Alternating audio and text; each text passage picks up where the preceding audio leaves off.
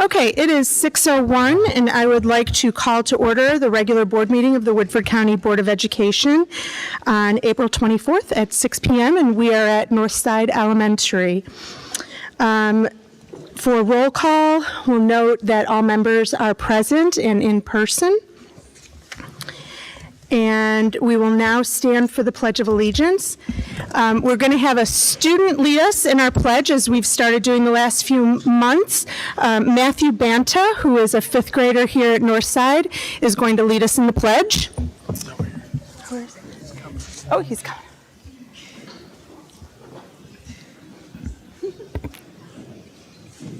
Matthew has his own microphone. You can step right up here, bud. I don't know if he's on with the other microphone. To the flag of the United States of America and to the republic for which it stands, one nation, under God, indivisible, with liberty and justice for all.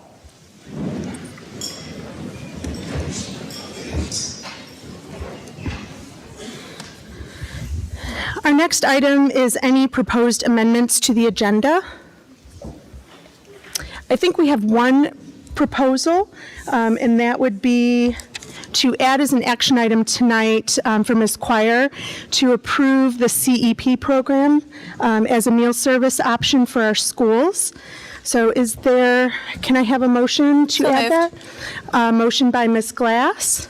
Second. A second by Mr. Brickler. Any discussion on that? All in favor? Aye. Aye. Any opposed? The motion passes 5-0, and we're going to add that as our regular agenda, Roman numeral 8I.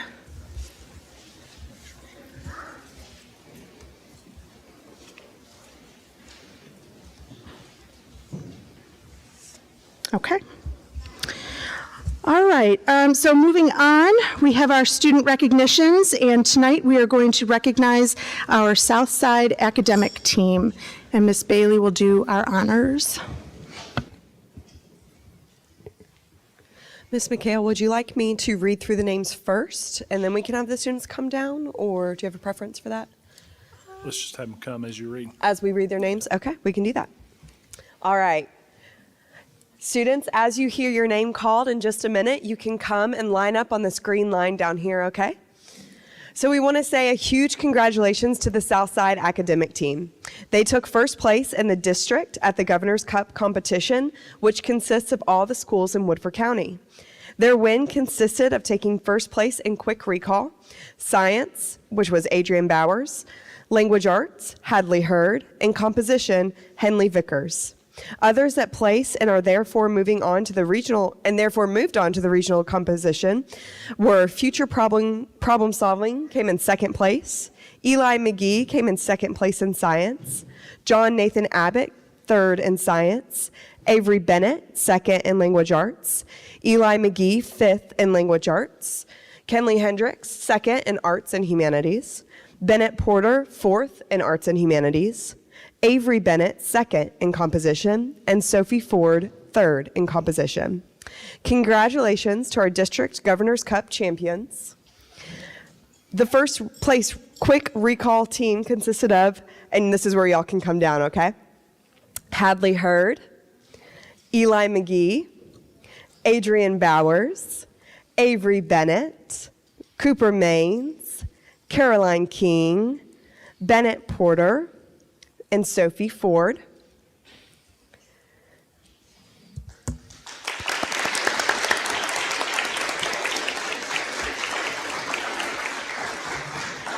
The future problem solvers in second place were Riley Shepard, Brooks Tracy, Henley Vickers, and Claire Jones.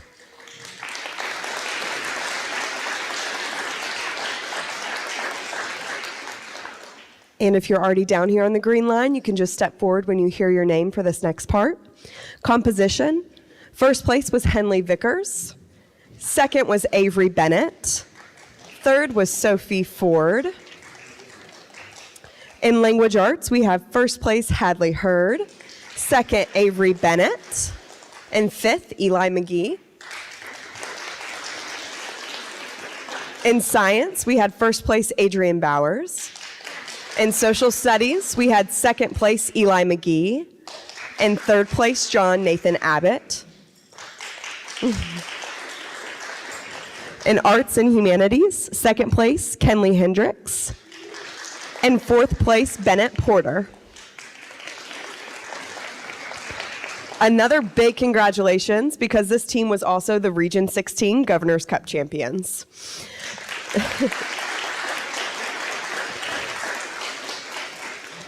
I'll read the winners there. Adrian Bowers was third place in science. Eli McGee was second place in social studies.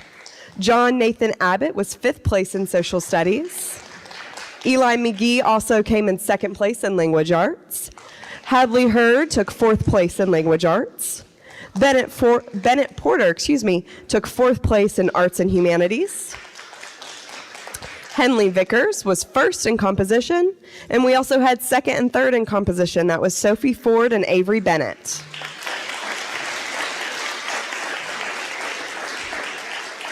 In the entire team, we want to recognize Lily Absher, Natalie Basanta, Avery Dixon, Melinda Doyle, Colin Edister, Annabelle Fannin, Brooke Godman, Heavenly Hyman, Caroline King, Willow Lester, Liam Muniz, Colton Shoemate, Aubrey Smith, London Switzer, and Sophia Talby.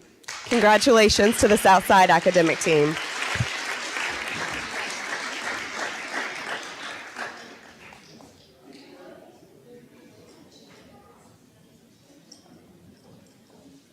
And another shout out to Miss Rebecca Gooslin, who's the academic team coach.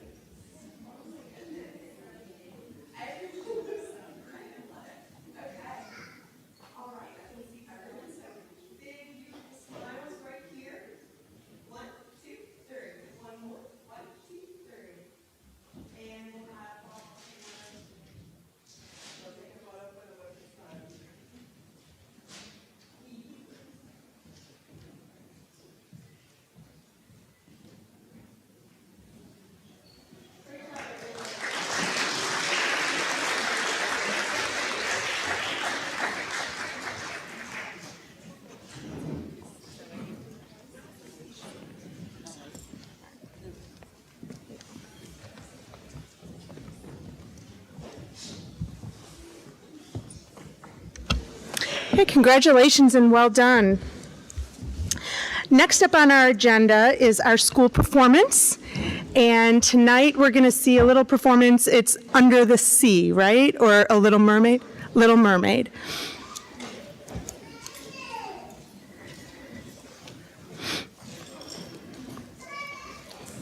We'll be able to see on here.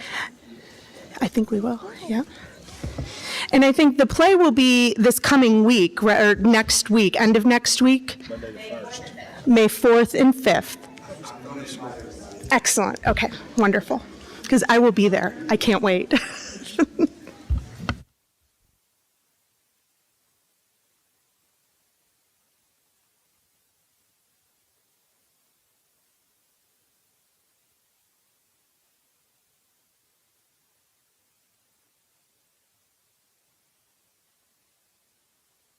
Oh, okay. While they're getting set up over there, this is our 6th musical I think we've done. The first one was when these seniors over here were in 5th grade, so some of them were a part of our very first one that we did, which is kind of exciting to have them here for this. We are doing Little Mermaid Junior this year. We've got a cast of about 46 3rd through 5th graders with a crew of another 10. So we have lots of moving pieces and parts this year, but we're super excited to do the show. It is May 4th and 5th at 6:30. So we'd love to invite all of you out to see it as well. All right. Are you all ready? Okay. They're going to perform over here. So if any of you need to move or turn or whatever, you're welcome to do so.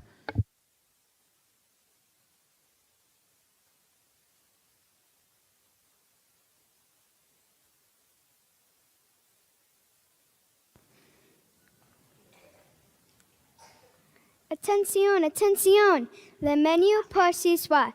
escargot, lobster bisque, tuna tartare, holy mackerel. Maintenant! The things I'd do for that girl. Over the wall, under the gutter, in through the window. Now finally, someplace that's safe.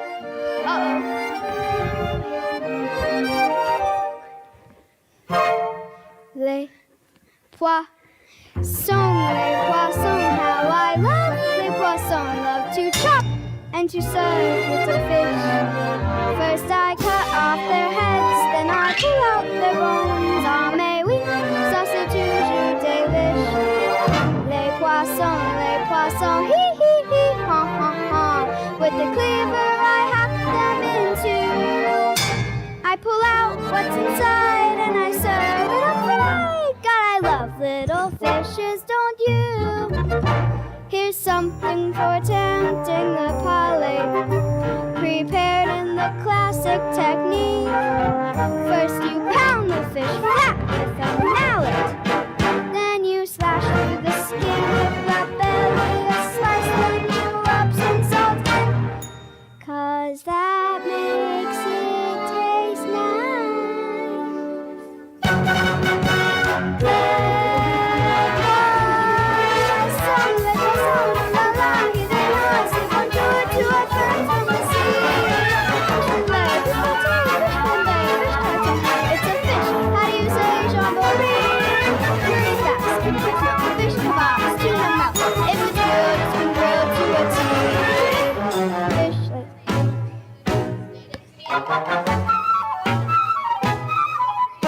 Dish after dish, like we wish we have dreamed.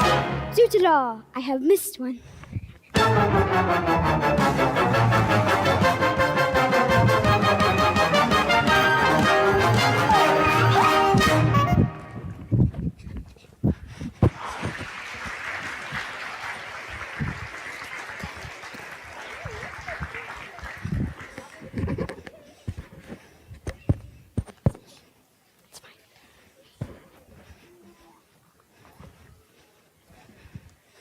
Part of your world.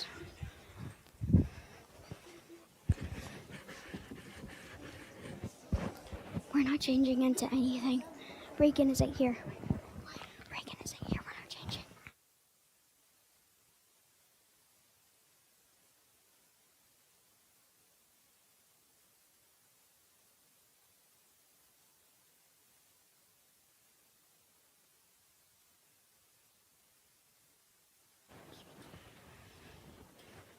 No. Well, I mean, I don't know. Sebastian, do we get?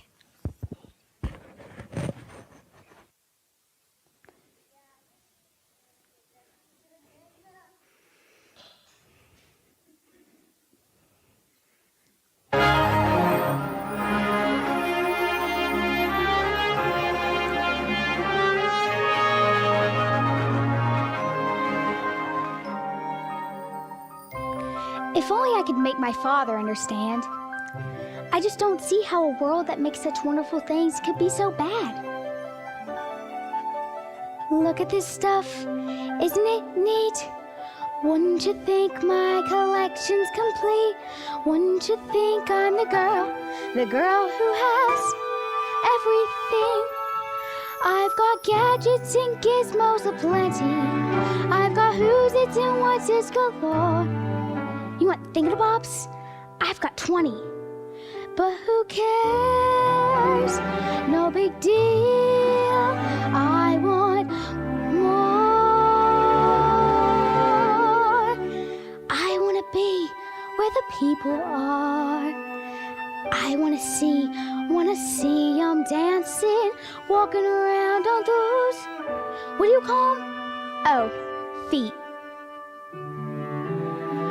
Flipping your fins, you don't get too far. Legs are required for jumping and dancing, strolling along down the, what's that word again? Street. Up where they walk, up where they ride, up where they stay all day in the sun, wandering free. Wish I could be part of that world. What would I give if I could live out of these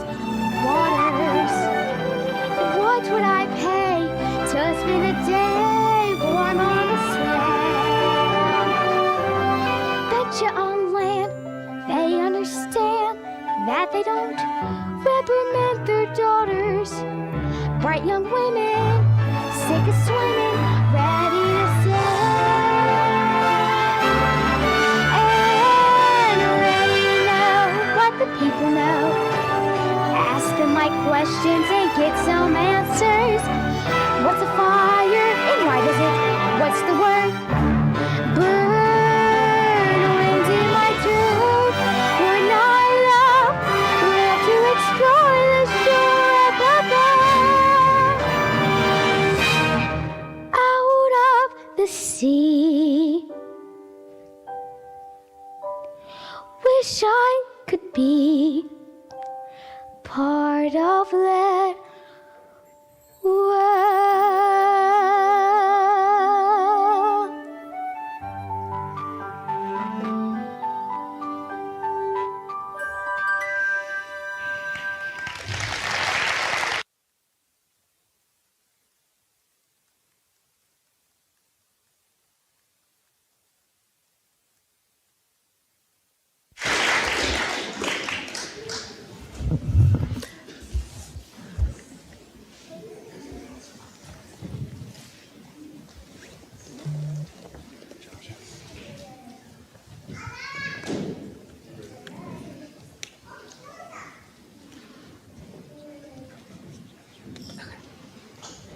So a second part of what we like to do here for our board meeting at Northside every year is that we take a moment to recognize and honor those students that went through Northside that are graduating this year, and just share a little bit about what their favorite memories were from their time here.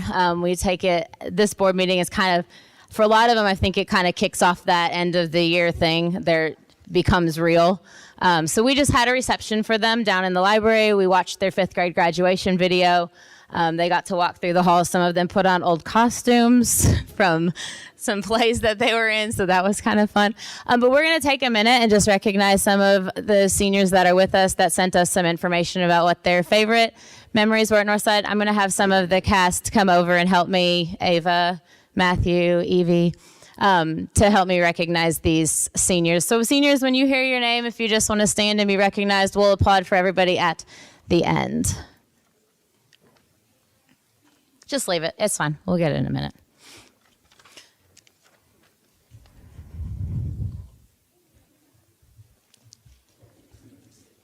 Hit the button.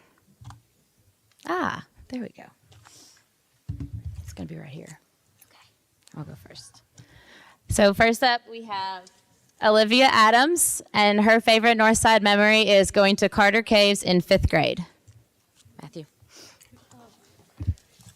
Jabari Alexander, his favorite memory from Northside is getting football play on the playground band for the whole 5th grade year. This is Brooklyn Burdine. My favorite Northside memory is when I was in kindergarten and I didn't want to go to art class, so my mom and Miss Brooks had to chase me around the hallway trying to get me to go to art class. Is that you? Maylee Caldwell. My favorite Northside memory is winning a Math Bee award twice in front of the entire school. Andrea Chandler. My favorite Northside memory, I might cry on this one, is wind time period when we had in 4th and 5th grade. That was when Miss Casimir first introduced me to percussion and clarinet, fallen in love with creating music ever since. She's going to Europe this summer as a first chair clarinetist.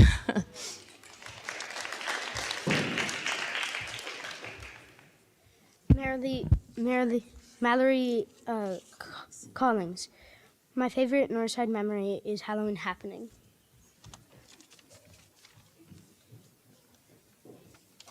Aaron Drain. Maybe not my favorite Northside memory, but the funniest is when I won the cakewalk at Halloween happening, and instead of picking any of the chocolate cakes or cupcakes, I chose the only fruit cake. No one ate it. Cameron Gates. My favorite Northside memory is the Christmas play in 5th grade. Leah Goliatov, one of my favorite memories from Northside is field day. It was always a fun time. Another memory is when We Are Family was played on Fridays when we walked out to the bus. Carter Ishmael. My favorite Northside memory is Carter Caves field trip in 5th grade.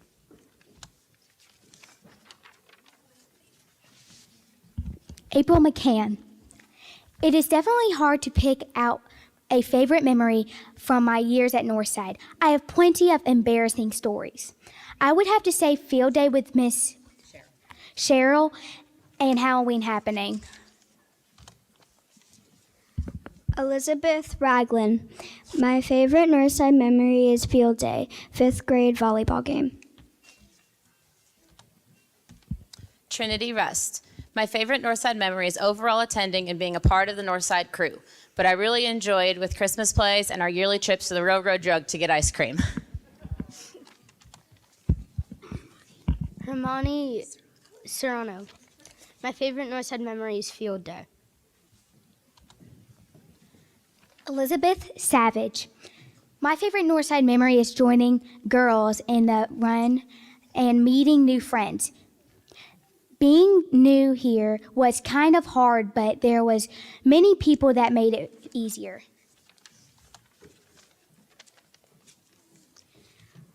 Maggie Twee Hughes. My favorite Northside memory is Halloween happening. Colton Tackett. My favorite Northside memory is field days, most definitely. Seeing everyone run around and be able to do what we want while getting sprayed with water guns and watching tug-of-war battles. Trevor Varner. Trevor Varner. My favorite Northside memory is probably everyone getting along.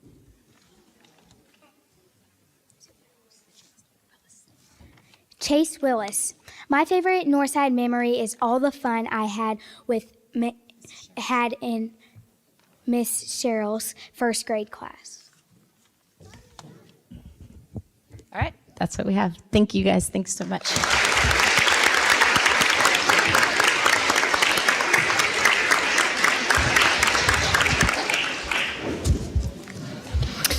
Thank you. I think the teaser performances should get a lot of attendance next week. Very well done to all our boys and girls, and thank you so much to our graduating seniors who came back and shared a little bit of their Northside experience with us. We want to wish you all good luck and congratulations, and please don't be strangers.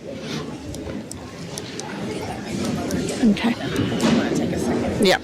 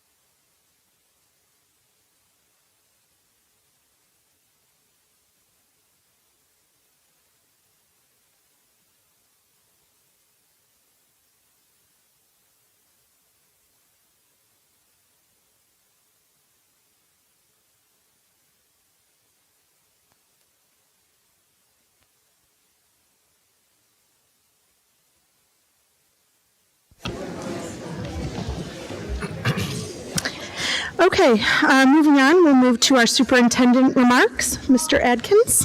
Thank you. I want to thank everyone for coming out tonight. And it's always great to see the performance, but then to see those Northside seniors. I love hearing the memories, and it makes us remember those small things that stick out to a child. So just those small things that they pick out as a memory, we probably didn't even recognize as an administrator or a teacher or whatever, but it just makes us realize what's important to kids. For sure.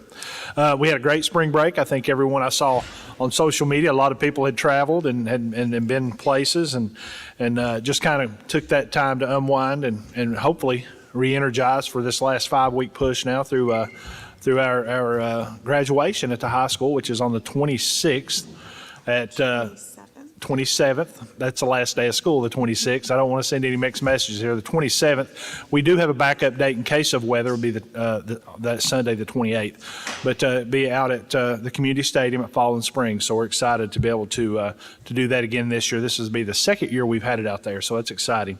STLP had a great turnout, had several projects. I know Dr. Rayburn got to go over and spend quite a bit of time. Ms. Bailey got to go over and spend quite a bit of time. And it was just, it's great to see students working on issues that solve real life problems. And that's the way these projects start. What's a problem that we need to address or we need to solve? So it's great seeing our kids. We had several high placements. We had several contenders across the state. So that was very exciting. Very excited about the high school progress. I noticed last week they poured another slab section, and I'm sure that Mr. Ratliff will give us the specifics of that. So that was very exciting to see that, and actually block going up on it today. So moving pretty good. We've had quite a bit of good weather. So probably jinxed us by saying that, but that being said, it is moving along very well. We'd sent out Senate Bill 150, I think, was a concern we'd had here in Woodford County as far as the use of restrooms. And as the bill was passed or signed, actually overridden, the veto, it had contained two emergency clauses. One of them was about the usage of restrooms. So that kind of cleared up and gave us the guidance, and through some help with Mr. Chenoweth here, we sent out some guidance to our administrators that's to address that. So with that being said, we are in compliance now with Senate Bill 150. Just really pleased with the way the school year's gone. We've had some great things happen. We've had a ton of great success here in Woodford County, and we're just excited. We've been working with the mayor and the county judge to plan a celebration for that sometime immediately after school goes out.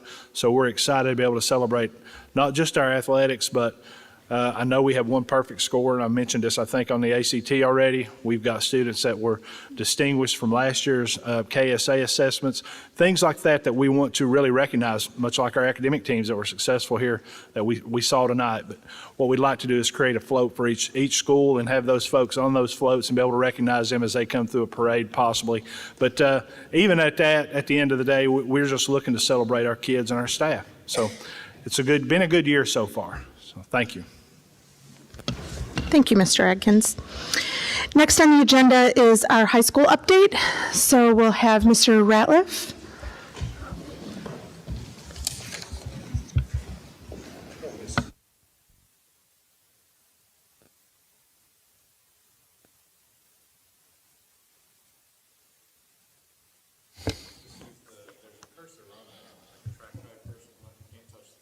Oh.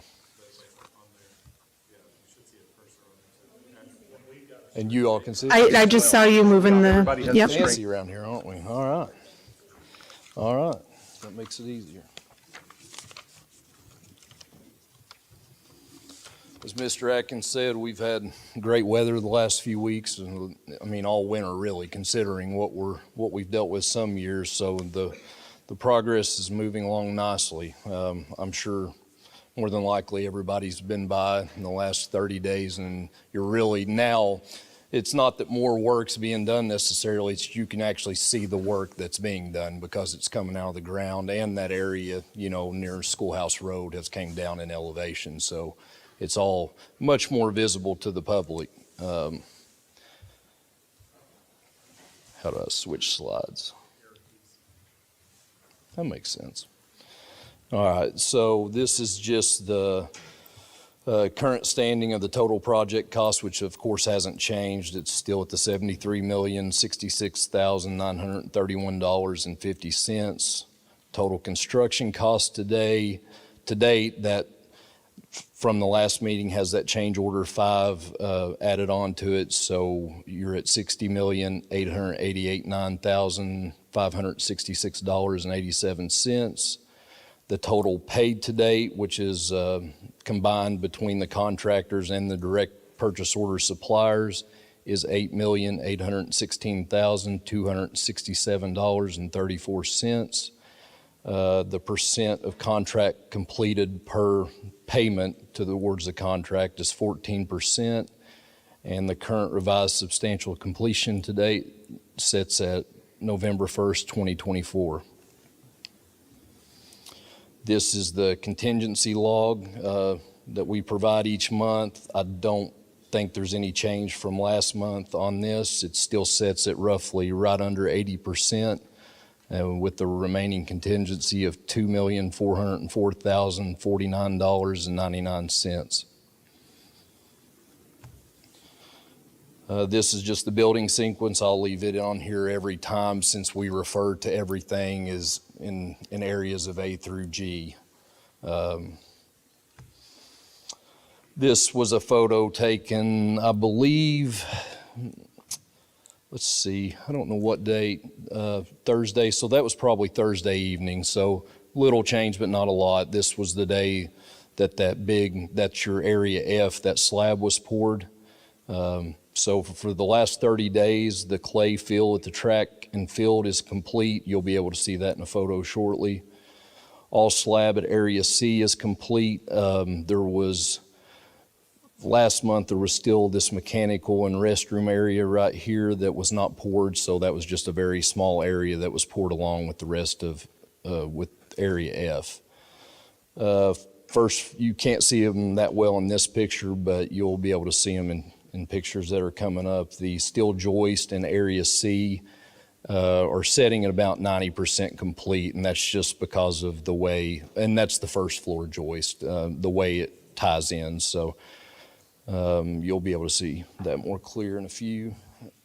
Under slab MEPs are 95% complete in area E, which is right here. Skipped one. Under slab MEPs are complete in area F. Clearly, they're covered in concrete here.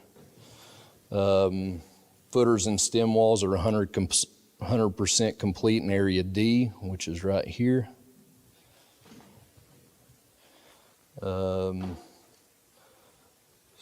Storm structures and pipe installation are ongoing.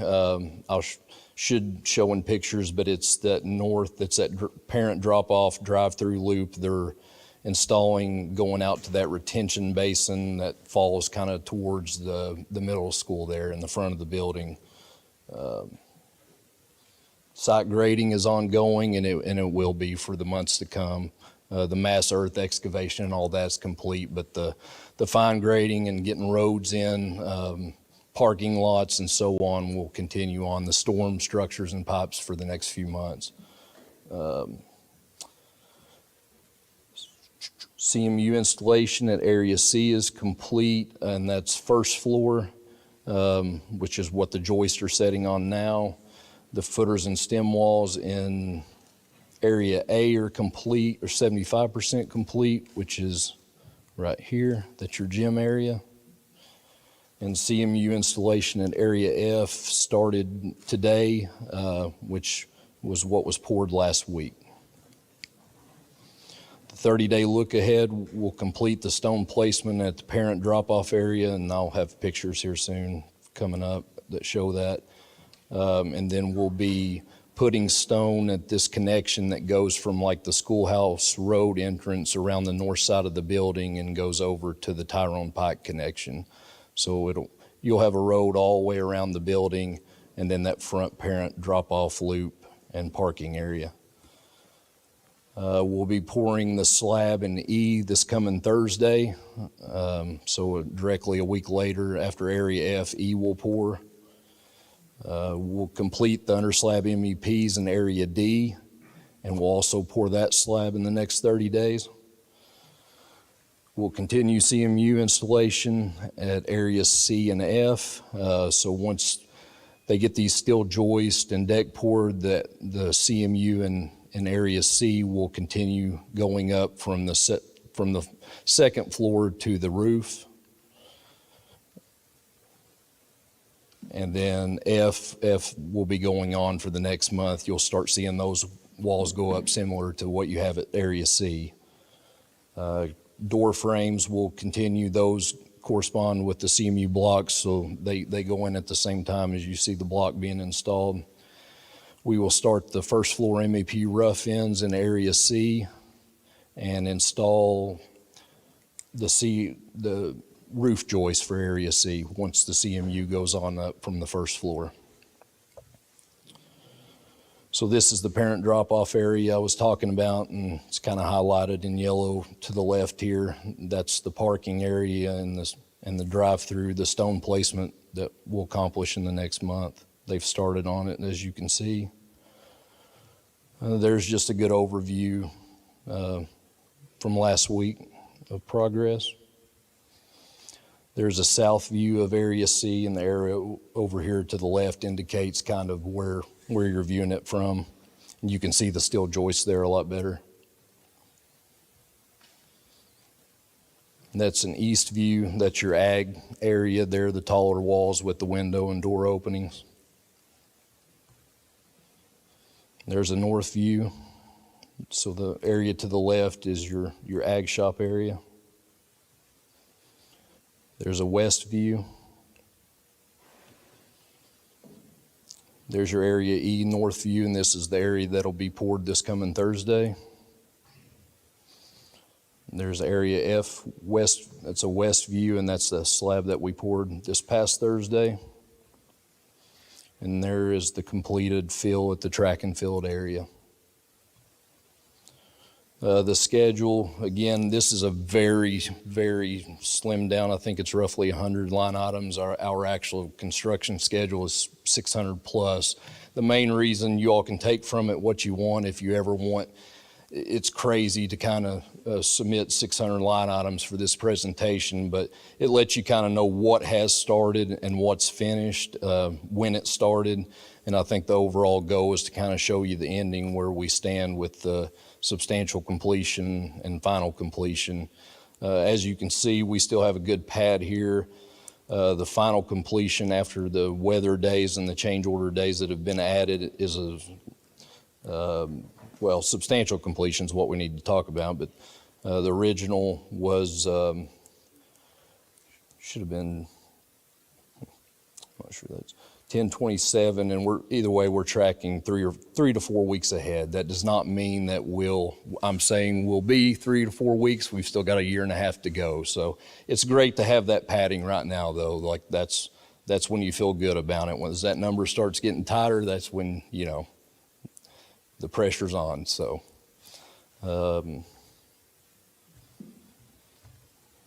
that's all I have. Any questions? I don't have any questions. Ms. Glass, Mr. Brickler, Ms. McCown, Ms. Springate? Okay. Thank you very much, Mr. Ratliff. Thank you. Miss McHale, before we go on, are we still going to be on the topic of the new high school? If there's another item. I just had some feedback from the last meeting, so maybe this isn't the time to bring it up, but it was about the facilitation for bathroom safety discussion. I can hold it to the safety part. Just the facilitation for it. Okay, I would say under school safety then. I don't think we need Mr. Ratliff or Oh, no. It was Mr. just Hughes for that. related to the new high school, so I Okay. didn't know when to bring that up. Yeah, I think maybe under school safety, we can discuss that. Okay, thank you. Next up, Mr. Hunley. Good evening.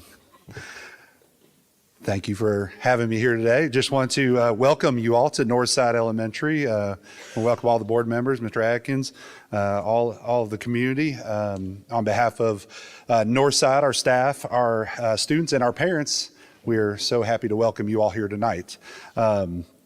It's hard to follow up that performance by our students. And then he's putting together a new high school. So like, I'm going to do my best, but definitely have some tough acts to follow.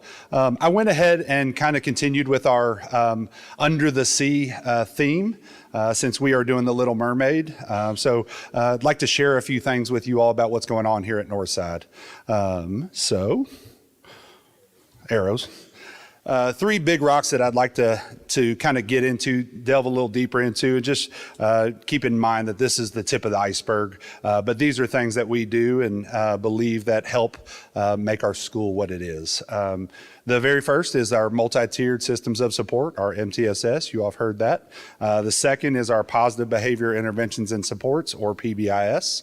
And then finally, our culture and climate. I saved the best for last because as many of you have heard and know, especially with our seniors that were here, that our culture and our climate here at Northside is second to none.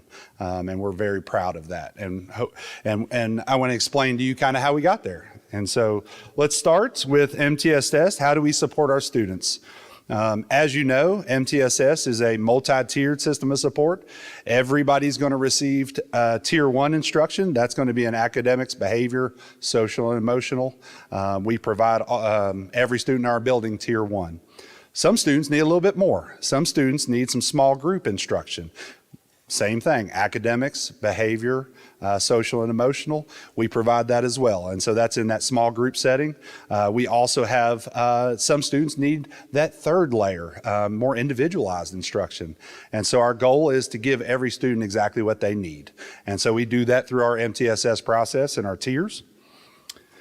To give you an example of what we do academically, every student is, and Miss Eisen over here is sitting here, she is in charge of our PLCs and helping our teachers through our standards. And so every student is exposed to strong standards at their instructional level. Some students, got some thumbs up over here in the corner, need a little bit extra support. And so those students are, let's say that we struggle with fluency. They're going to get pulled. They're going to work on their fluency. They're getting what they need.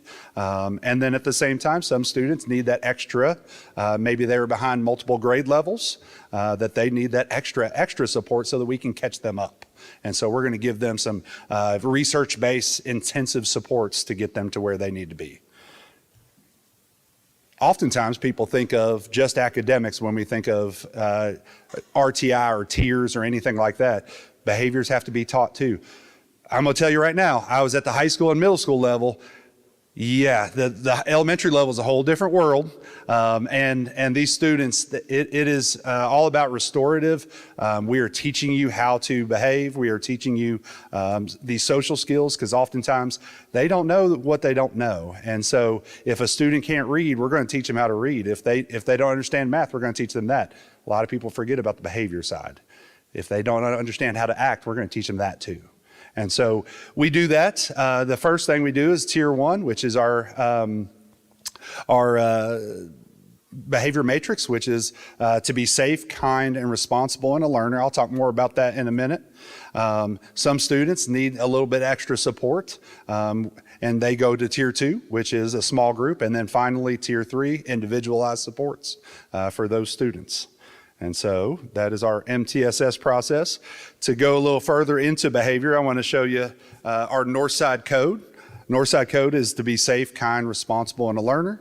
And then one of the things that you have to do is you got to celebrate our students. How do we do that? This is just a small example of the many things that we do. We started the Northside Code Spotlight. And so that happens every Friday. We draw names based on their dojo points. It's a random picker. So if they have met our goal of 90% or better that week, then they're eligible to be drawn. And so it's a random picker. Funny story, I have a first grade student that created his own dojo class while his teacher was gone. And so as a means to get him on track for something positive instead of negative, he helps me do the random picker, and we get together and make that our job on Fridays. And so we pick those students, we close the curtains. You can kind of see it's like a spotlight. We close the curtains on Friday afternoon. So as they're leaving, everybody wants to like peek behind the curtain. But on Monday, we'll open those up, celebrate those students, and then we'll do it again the next week. And so it's just a great way to showcase our students. Like I said, one of many. This is another thing. So about November, Miss Eisen, who is retiring this year, I'll speak a little more about that here in a minute, but she got with the PBIS team and the Culture and Climate and said, hey, I want to go out with a bang. And she said, we're doing the Little Mermaid, let's do an Under the Sea Day. And so she came up with the PBIS team. They created an Under the Sea Challenge for April. And so if the school reaches 10,000 dojo points as a whole, then we will have an Under the Sea Day May 1st. And I'm happy to report that I believe we have already met that goal. So we are going to have our Under the Sea Day May 1st. Don't tell the kids. I promise they're not watching. Parents, don't tell the kids if you're watching. But they're going to be really excited. We're excited to do that. We're going to dress up the front of the building, make it look like it's underwater. PTO is going to do a great job there. A lot of groups are collaborating to make it happen, so we really appreciate that. Just another example of our culture here. And so we have that. If you want to look at our data a little closer, in-depth look at our PBIS, 95.3% of our kids are at the tier 1 level. They have 0 to 2 office referrals. Or less. And so 95.3, the goal for PBIS is 80% as a whole. So we are doing, we feel like we're doing a great job. Tier 2, that goal is 15% or less. We are at 3.3. And then tier 3, which is 5% or less, we're at 1.3. So just wanted to show you some numbers. We're proud of that and all of the work that, and the thing about PBIS is everybody has to buy in. And so got to give credit to every staff member in here. It's not just the teachers, it's the instructional assistants, it's the office staff. If you ask Miss Teeter up in the front office, she's giving and taking dojos left and right. You know, you come up to the office, you do a great job, she's going to give you a dojo. And so that's what it's all about, is that we're all pulling and rowing the boat in the same direction. All right, finally, our culture and climate. It's a special place with special people. Brian Walker had a quote, "Culture is like the wind. It is invisible, yet its effect can be seen and felt." And so let me show you a little bit about our culture. We are taking a big hit to our experience this year. We have 3 teachers that are retiring with nearly a century's worth of years that they have dedicated to this building. And so we have Miss Eisen, Miss Burdine, and Miss Hetty. And so all are over 30 years worth of teaching. And so they are the roots of what Northside is. I believe Miss Eisen was here when the building opened. And so this foundation was built a long time ago. Recently did some interviews for some positions, and they asked, what we hear about your culture, how do you create it? It's not something that happens overnight. And so it's many years worth of that. And you can see in the upper left, these are the next generation of teachers that are coming through here that are going to carry on that legacy. Miss Eisen, Miss Hetty, Miss Burdine, kind of those trailblazers that have set us on a path, and we're so thankful for them. We appreciate them, want them to know how much they mean to this building, and Miss Butler, who also retired earlier this year. So there is a lot of legacy here, and that creates that culture. One of the things that I try to do to honor that is when I'm hiring, hire the right people, hire people that will honor what has happened here. And so that's the start of our culture. 4 things that I think really contribute to our culture is our why as the students. Culture is communicated early and often through expectations and examples. Everyone with Northside impacts our culture: staff, parents, students. And then finally, memorable experiences for our students. And so let me show you a few of these. What's our why? It's our students. This is them. Yes, that is a horse in our library, if you're wondering. That was our literacy event. And what, Buttercup? You remember the name? Sugar Cube. Yep, sorry, Buttercup. Must have been in my dreams. So Sugar Cube joined us. So, but it's all about the kids and creating those experiences. Communication of expectations and culture. Teachers get this weekly. We're constantly communicating. We have different ways that we get those messages out: morning announcements, PLCs, just meetings, those sort of things. So early and often is our communication. everyone impacts Northside. We have a parent group that is second to none. We are extremely proud of that. Our PTO the last couple years has raised about $30,000 each year to do different projects, support our teachers, and just make our school a better place. So everybody impacts that culture. Another picture, Veterans Day, our Watchdog Dads program. And finally is just memorable experiences. We have our Wax Museum. This is our Christmas play. That was Elflandia. Yeah, Elflandia. So that was a lot of fun. Kids enjoy it. We have glow parties. Like I said, we celebrate kids. The picture on the right is yesterday at our Thoroughbred Trot. We had our race, and these are the fastest kids at Northside, or at least the ones that showed up. But we had some good ones. It was good races, so that's a good time. Finally, what do we think about Northside? So I want you to look at this little guy in the front. Don't you love it? That's what we think about Northside, right? I love the energy. And this is another example of Miss Eisen challenged all of our teachers and classes to an Iron Horse half marathon. And so since the beginning of the year, they've been going out and walking the bus circle. And for each lap that they get, or each mile that they get, there's a bulletin board right outside. They put a horseshoe up. And so we're starting to get the completed classes right now. And so just another way to keep everyone interested and involved. And like I said, you're invited to our Little Mermaid Junior. That will be May 4th and 5th. Show times at 6:30. Thank you all. I always leave, but I know there might be questions. No, thank you, Mr. Hunley. I think your culture here certainly shines when you have so many seniors that not only want to come back and sit in those stands, but put themselves right up in the presentation with their favorite memories, and that's always one of my most favorite things to see. So thank you very much, and thank you and congratulations to Ms. Eisen and our other retirees. And I couldn't agree more with the foundations that they've laid for the new teachers that we're bringing in is exactly what we need for our students going forward. So thank you. Ms. Glass? Well, it's no secret. I think Northside's a special place. And again, yes, I think it's obviously evident when the seniors come back. I love hearing some of their most favorite memories because I've been around Northside a lot and I've know some of those memories they're talking about. I think one of my favorite things you guys do is you try to reach all the kids. Like not everybody's a test scorer. Not everybody wants to run laps. Not everybody wants to be in a play, but I feel like there's something for everyone. And I think you all really do a good job of making sure there's something for everyone. So as a parent, I appreciate that. Mr. Brickler? Just congratulations on everything you're doing, and the fact that you get to the Under the Sea Day where they've done that. And Miss Casimir, you're going to get a crab costume big enough for Mr. Hunley, right, for Under the Sea Day. So good luck with that. I'll be under the table. So yeah, no, congratulations on everything. You guys are doing an amazing job. Those are great numbers. The data is awesome, but really the impact it has on the students is where it's at. So congratulations.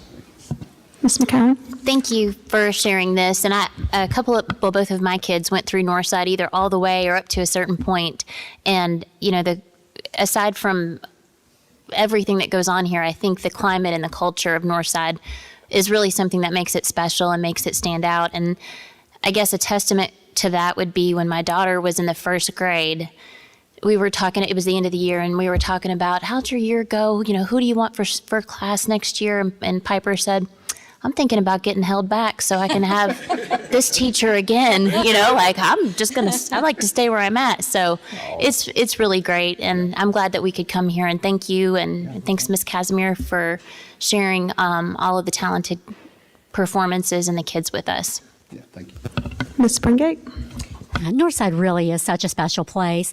All the schools have their own climate and their own culture, but Northside is so welcoming, and you have such a phenomenal staff. I hate that sometimes people get to retire, but I understand right. it at the same time. I guess they've earned it, right? Yes, please thank your staff for us because honestly, it just is such a special place. And I know everybody that comes in the doors knows that. So thank you. Thank you. Mr. Adkins? Thank you guys for everything you do for kids. I know somebody here, maybe Miss Glass, touched on not just If you need to know reading, we're going to teach you reading. If you need math, we're going to teach you math. We're also going to teach you how to be good citizens. If you'll notice, when the seniors mentioned their memories, I read what their plans were after. Heavy equipment operators, mechanics, pre-med, law. I mean, there were several different things, but it's that piece that we all have to recognize because we owe that to every student to allow them to define their own success. So thank you guys. It is a special place.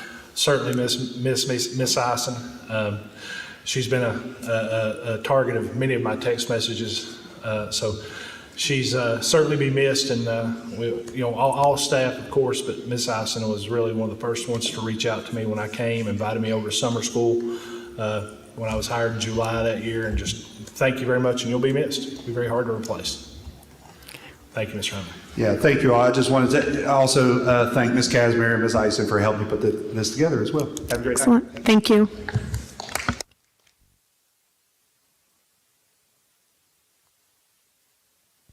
Okay, next is our good news report, and we'll start with Ms. Hash.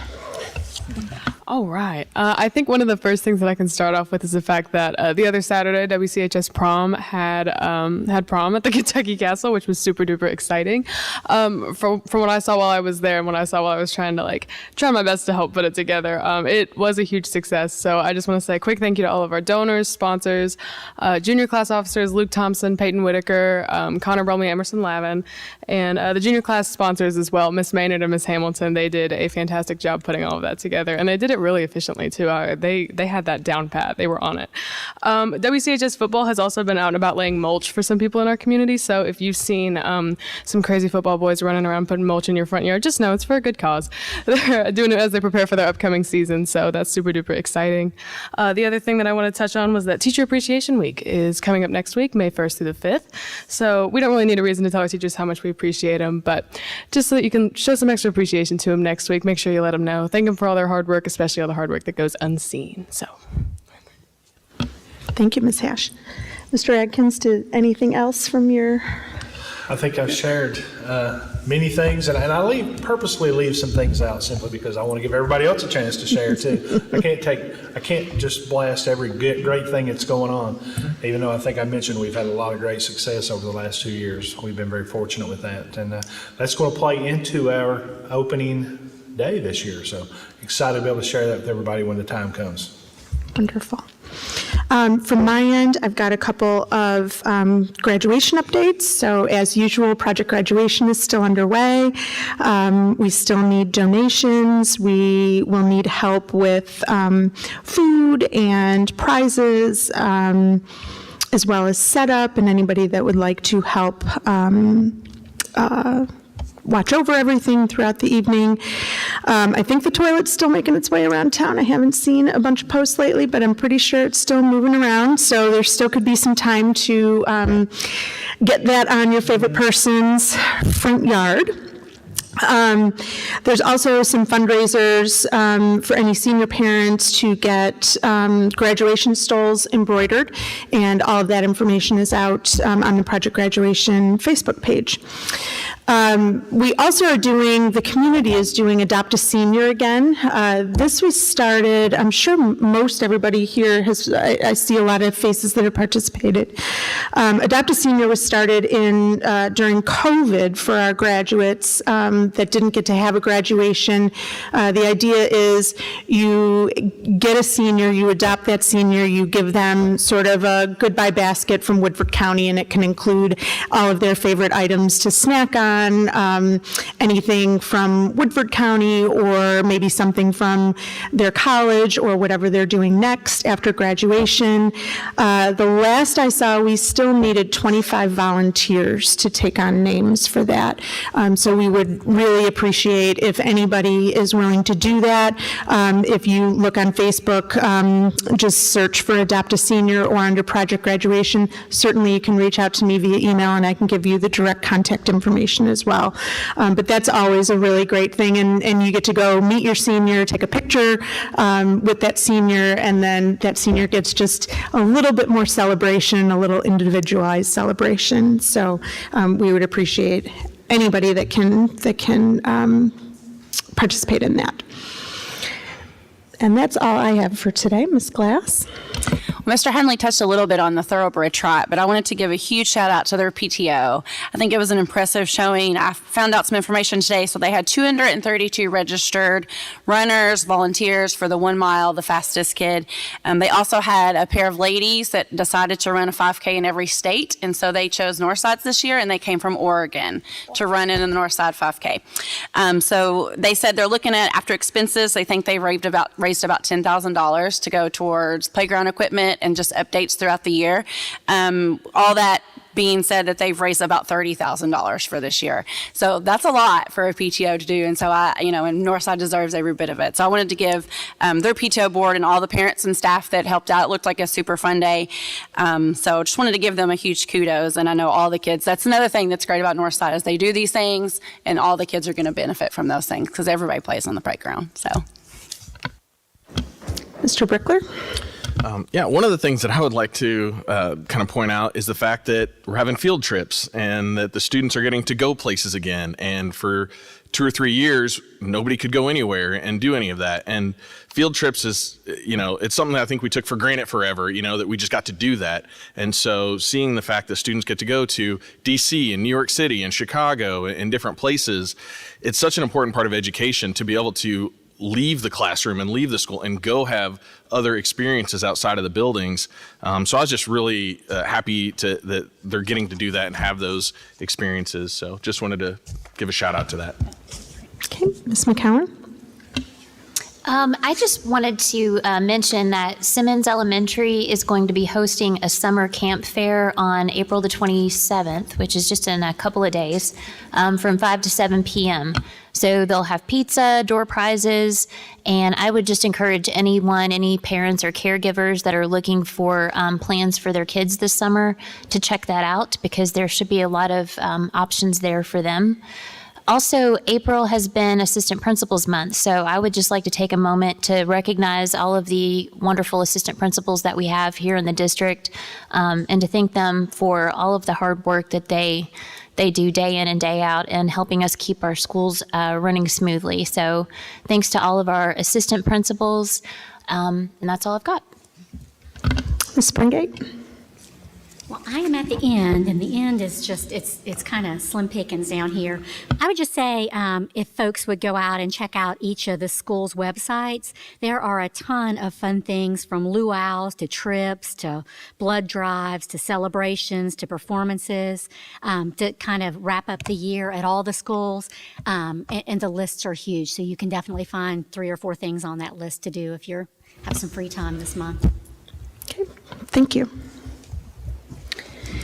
Okay, next we have our instructional and equity report. Mr. Asher.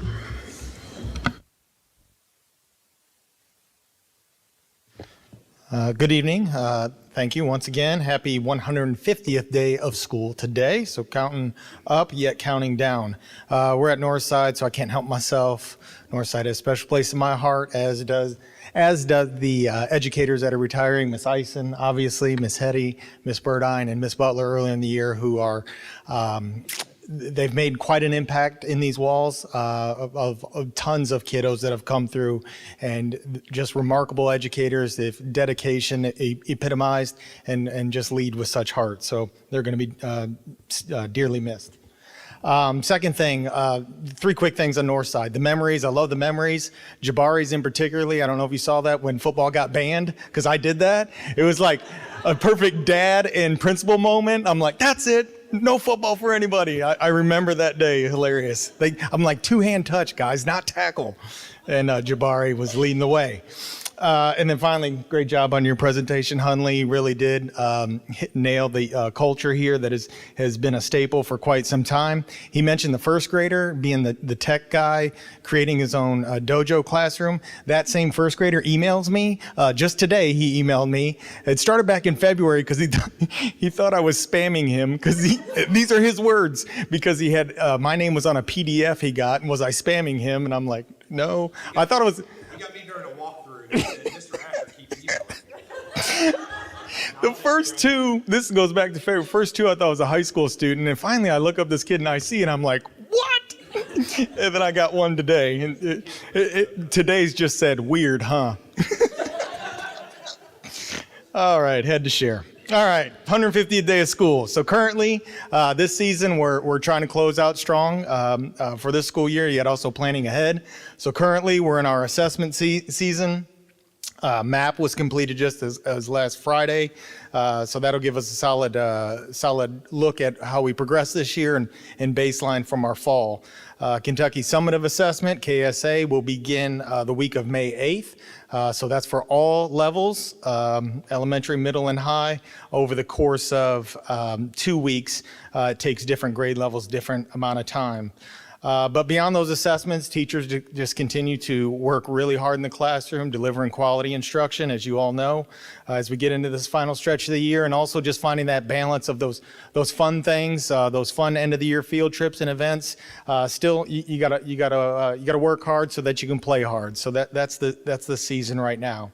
Looking ahead, planning ahead, although it's almost here, our Best Practice Academy, I believe Ms. Tracy had talked about that just a little bit last month when she reported, but we're excited about bringing back that conference format.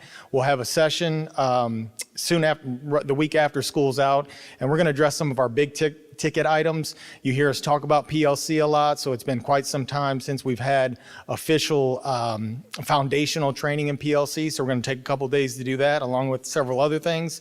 And then when we come back after summer, just before school starts, that will be more conference style, so offering many great opportunities. Even a lot of it is some of our own, presenting the professional development, but then also bringing in some professionals from the outside. Summer school is well underway, the planning for that. Again, I know Ms. Tracy talked about that.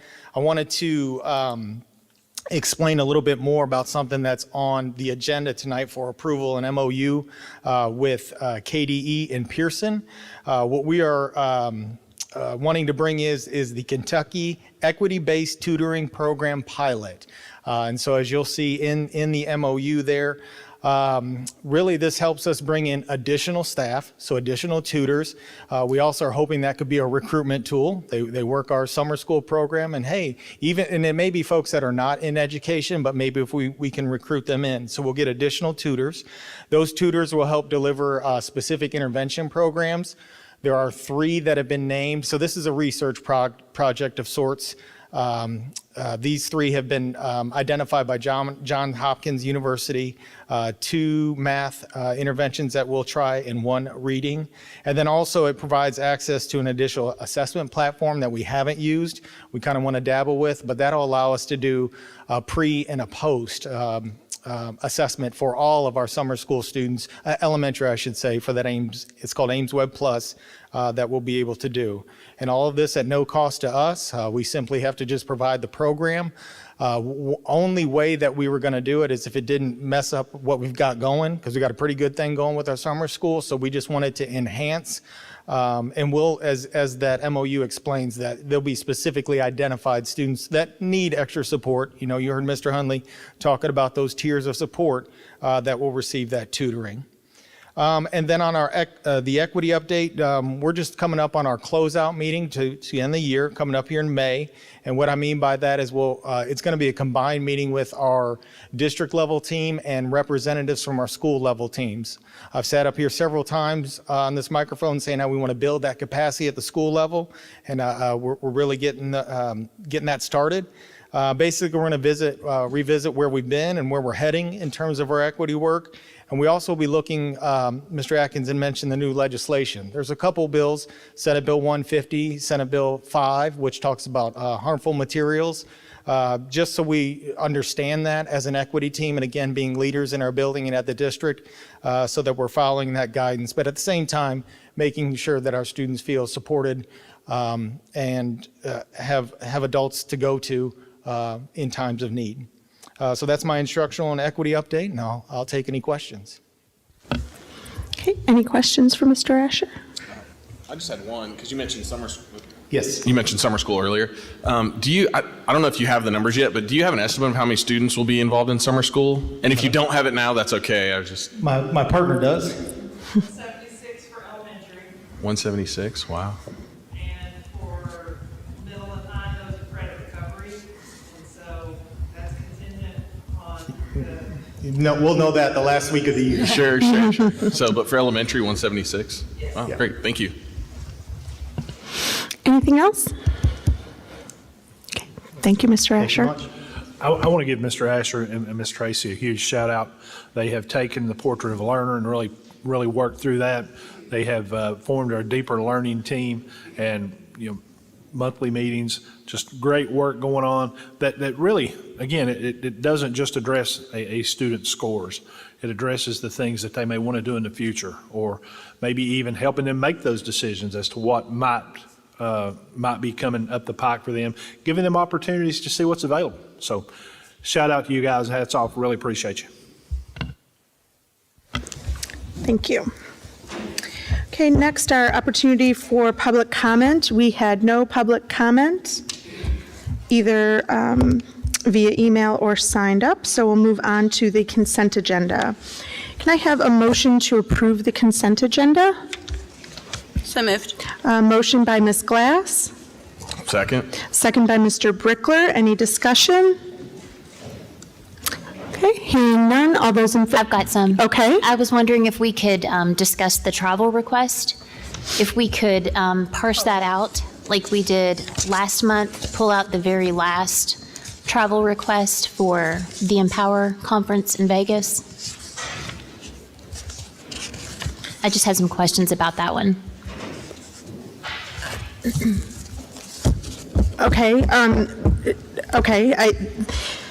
We can do that. I would ask that so we do get these. I would ask that going forward, we try to address some questions ahead of time so that we don't have to constantly pull these items out at the meeting. Certainly, we can discuss the answers during this, but I would just ask that we ask those questions ahead of time. So we will pull out travel requests. So do I have a motion to approve the consent agenda with the exception of item C, the travel requests? So moved. Motion by Mr. Brickler. Second. A second by Ms. Glass. Any other discussion? Hearing none. All those in favor? Aye. Aye. Any opposed? Okay, the motion passes 5-0. Okay, so then we will pull out and now we'll discuss, can I have a motion to approve the travel requests? So moved. A motion by Ms. Glass, Second? a second by Mr. Brickler.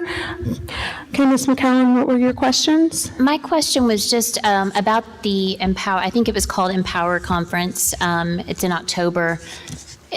I was wondering, Mr. Atkins, if you could just tell us a little bit more about the purpose of that conference and what I was just looking at the PowerPoint slides on the sessions that were attached, and just, is it something that's geared at finance or instruction, IT, I'm assuming, because there's a new platform being used?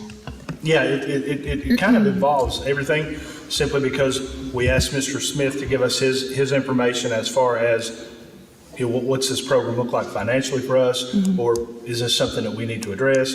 And Mr. Rayburn, obviously, with the new platform. And what we're kind of looking at doing here in Woodford County is to move away from the traditional platforms that we use to educate students, because we know that the future is going to be tech-based, basically. So anything that we can find and move ourselves forward with that, we feel like it's going to be an advantage. Mr. Rayburn may want to speak on a little bit exactly how it would affect tech. Yeah, so this conference is based off of automation and using that automation to better our workflows within our district. It's looking at new ways to handle paperwork. It's looking at new ways to handle the business side, the finance side, all sides, and giving that time for the finance department, the technology department, the head of the district to get together and really look at different ways that we can run our district smoothly and more effectively using digital tools that are available to us, since the state has purchased the A3 security licenses for us. That has bumped up our subscription to Microsoft, which has allowed us these tools that we didn't have access to before. So it's also time for me and my staff that would be going to learn how to do that, but also to see what other people in the country because it's a national one. This is the second annual conference. It's held by Microsoft. Microsoft is the one that is using that. And so this is just a time for us to really get on the cutting edge front of how we can better use our district funds. Yes, it does cost a little bit of money, but that cost is going to be then turned back into the district by saving staff time and saving the need for paper, because we are spending quite a bit of money on copying and paper. And so this will help us, especially with our onboarding and other things to use. Is it technically driven, the sessions and things like that? I know that the attachment said that there would be more information provided on down as it gets closer. They're still building their sessions right now. Right now it's dealing a lot with AI and how to automate those workflows that are built in using artificial intelligence and using basic workflow, logic built into coding and stuff like that. Got it. Thank you. So this request was for really the finance and technology and Mr. Atkins to get together and really see what others can do so that we can build our district and move it forward. I'd have a couple questions also. So this is a security license. That's the new platform that the state has now bought and is providing to all school districts in Kentucky? Correct. So it's just simply an A3 security license? Yes, the baseline security, which gives us access to further tools inside of there that we didn't have access to with our regular A1 subscription that we had prior to this. Okay, so you'll have some more tools that'll help you go paperless? Correct. Okay, and we'll still be using Munis, and Munis is the financial? Yeah, those are provided by the state. There is no plans to ever go outside of that. This is just using those tools that we have now to better our workflow. And when we're talking about workflow, we're not talking about necessarily the finance side of it as, but basically, if a personnel document is submitted, that workflow right now is currently going through about 6 or 7 different steps that an actual human is having to put their hands on and actually move that forward. This would allow us to move that forward without actually having that one person touch it 6 different times, but it would work through using email and using other automated tools to allow that to happen on the backside. That makes sense. Is the state going to be providing any sort of training to the 172, 73 districts that they're providing this for? The state is providing training to the security side of it, and we are currently in the middle of that security side of the training. This is not the tools were provided because we got that subscription. These tools weren't provided, like the state is not providing access to the power tools and the AI tools that are built into Microsoft. They're not providing training on that. And does Microsoft have like online trainings? I know at my job, I do a lot of Microsoft online trainings that are just, I would say, I don't want to say cheap, but you kind of go online and you do that. You can actually get certifications and that sort of thing by doing the trainings, but not traveling. Like this conference is in Las Vegas. Mm-hmm. Yeah, so there are trainings that are available online. These trainings are basic trainings that are related to Word, Excel, PowerPoint, those type of trainings. They do offer some more advanced ones. We would have to buy a subscription to that, which would cost a very similar amount of money. So this is $3,500 per person. Yes. And it's for 5 people? Correct. And it's so that we can go more paperless? Well, no, we're not just talking about paperless. We're talking about workflow that's built in. So everything that we're doing is, yes, the paperless is part of that goal, but the workflow that is also built inside of that, it takes a lot of knowledge and time to build that workflow into there, that this would allow us to have that knowledge to be able to do it. Because currently we don't have the ability, based on my current staff, to make that workflow happen. We're having the same thing happen in finance where we're having purchases that are coming through. This would allow us to use that time to approve those purchases from the department level before it ever actually makes it to the person at the bookkeeper level to submit those purchase orders that can get that approval already through. And that's what this is about. Okay, well, I mean, that helps a little bit. This just seems like a whole lot of money for that. And I can understand sort of the finance folks going so that they can learn to be more paperless and workflow and not touch things as many times. And when I looked at the classes, it's very apparent why technology staff would want to go. I just am thinking if the state is providing this and they're also providing training for the security side, that They are providing, sorry to interrupt you, they're providing security side, they're not providing training on the automation side. Those tools are just available to us because the state purchased it for us using ESSER funds. So there is no training on the automation side of it. But you can get training on the automation side if you have a license and folks can do that training or online. And then if we bought the license that you say is a similar cost, the training that's a similar cost, could everyone use that instead of just 4 or 5 people? How would that work? I'm not 100% sure how that would work. I mean, normally licenses are based off of the users, so it would be a user-based as well.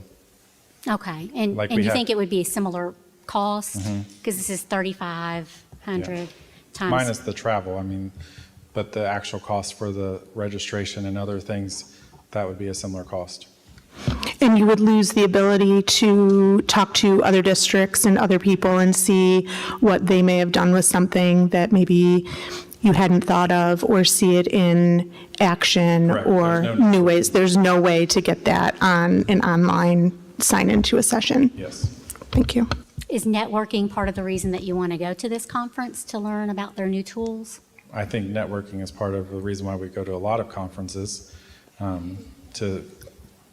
conversation between myself and another person in a different state, those conversations are just as valuable as the actual content that's being presented to us.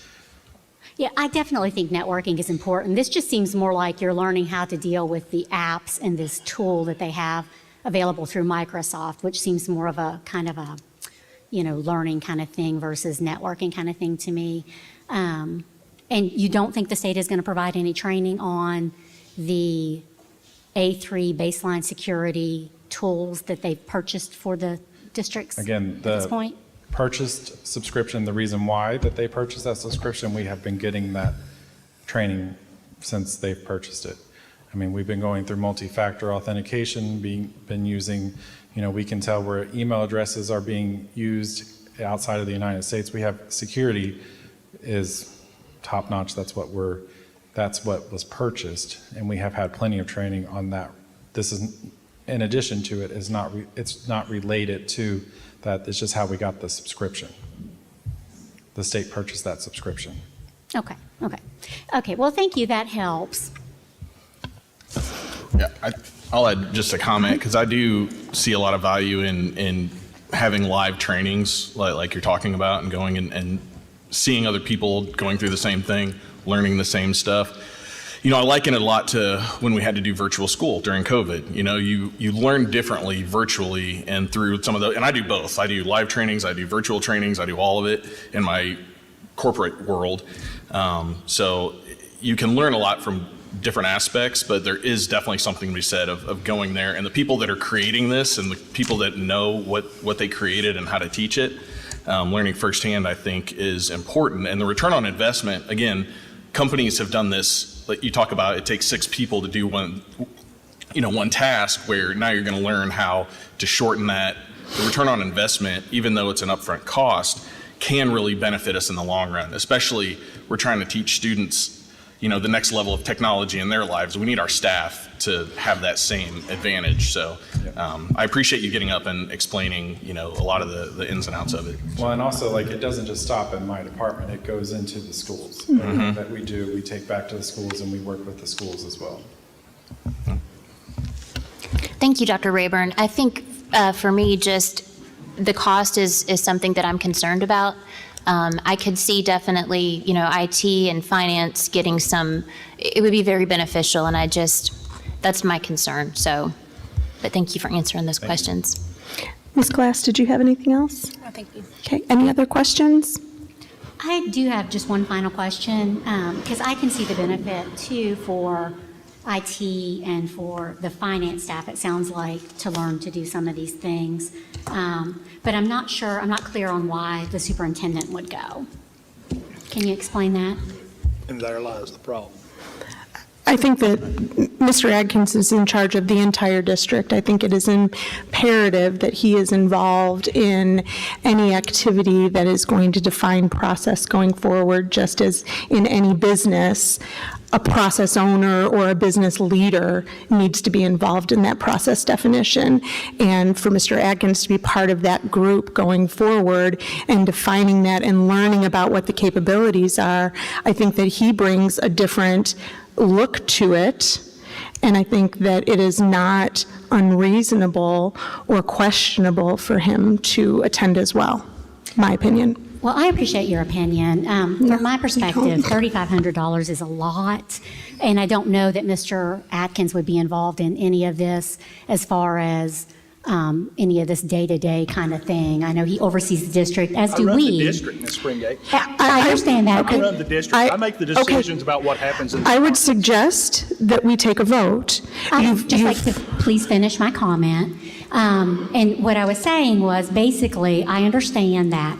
But I also understand that this is a lot of money, and we've spent a lot of money on training lately. I don't have a total. It would be nice to have a total list of training and training costs. We also have on this agenda migrant training. We also have a school transportation sort of training, and the superintendent is not listed as going to either of those. And that's a So I good question think as to why it wasn't pulled, and this one was the only one that was pulled. So we if I pulled pull the my name- entire. If I pull my name from this, is it okay for them to go? We pulled, I think what I understood the motion was Pacify? that C, travel requests were all pulled for discussion. And I don't think it was pulled to be That was the mean. only one It's of the pulled from travel a that was consent, because consent means there's no discussion. We just kind of boom, boom, boom. But if there's going to be discussion about an item, my suggestion would be that it would not be listed under the consent agenda, that those would be listed under regular agenda items, so that there's not the upset when people want to discuss that. And I would also say that, again, if you submitted those questions and concerns ahead of time, that we could have moved it into an action item versus the consent agenda. But again, I understand you have concerns about Mr. Adkins attending. You've made those vocalized. And I'm inferring that Ms. McCowan has the same concerns. I would say if Mr. Brickler and Ms. Glass don't have anything else to add, Sorry. Mr. Brickler, I do, please. Sorry. And, one of the things that I think is important to understand is this might not be the same as the other trainings. This is kind of a workflow change and a technology change and looking at finance. And I do think that it makes sense for the superintendent in this instance to hear firsthand and participate firsthand with the technology and the finance team, because when they come to him, it's going to mean more and have a bigger impact if he's there with them discussing it with the other people that are at the conference than if they just come back and report to him and he kind of hears it secondhand. And this seems like a major thing for the district going forward. So in this sense, like I agree, some of the things that might not make sense for him to go to and different things, but this seems like a big enough advancement for the district that I can see why they would all go to this together. So that's Okay. I suggest that we take a vote. All in favor? Aye. Aye. Any opposed? Nay. The motion passes 3-2. Mr. Chenoweth, could you remind the board as to what my contract says about professional development? I have it in front of me, but it does specifically authorize and encourage you to seek out trainings on the state and national level related to the operation of the district. Does the wording say shall? I don't remember how that specifically. Pretty sure that's what you sent me the last time we discussed this. Okay. Thank you. Thank you. Okay, moving on to our regular agenda. Can I have a motion for acceptance of notification of personnel matters? So moved. There's a motion by Ms. Glass. Second. Second by Ms. McCowan. Any discussion? All those in favor? Aye. Any opposed? The motion passes 5-0. Can I have a motion to accept notification of payment of bills? So moved. Motion by Ms. Glass. Second. Second by Mr. Brickler. Any discussion? All those in favor? Aye. Any opposed? The motion passes 5-0. Next item, can I have a motion to approve the meeting minutes of the March 27th, 2023 board meeting? So moved. Motion by Ms. McCown? Second. A second by Ms. Glass. Any discussion? All those in favor? Aye. Any opposed? The motion passes 5-0. The next item is to approve amendment of ETC positions. Can I have a motion to approve amendment of ETC positions? So moved. A motion by Ms. Glass, Second. a second by Mr. Brickler. And do we want to have, is Ms. Johnson going to come down? No, I'm sorry. Ms. Johnson, either.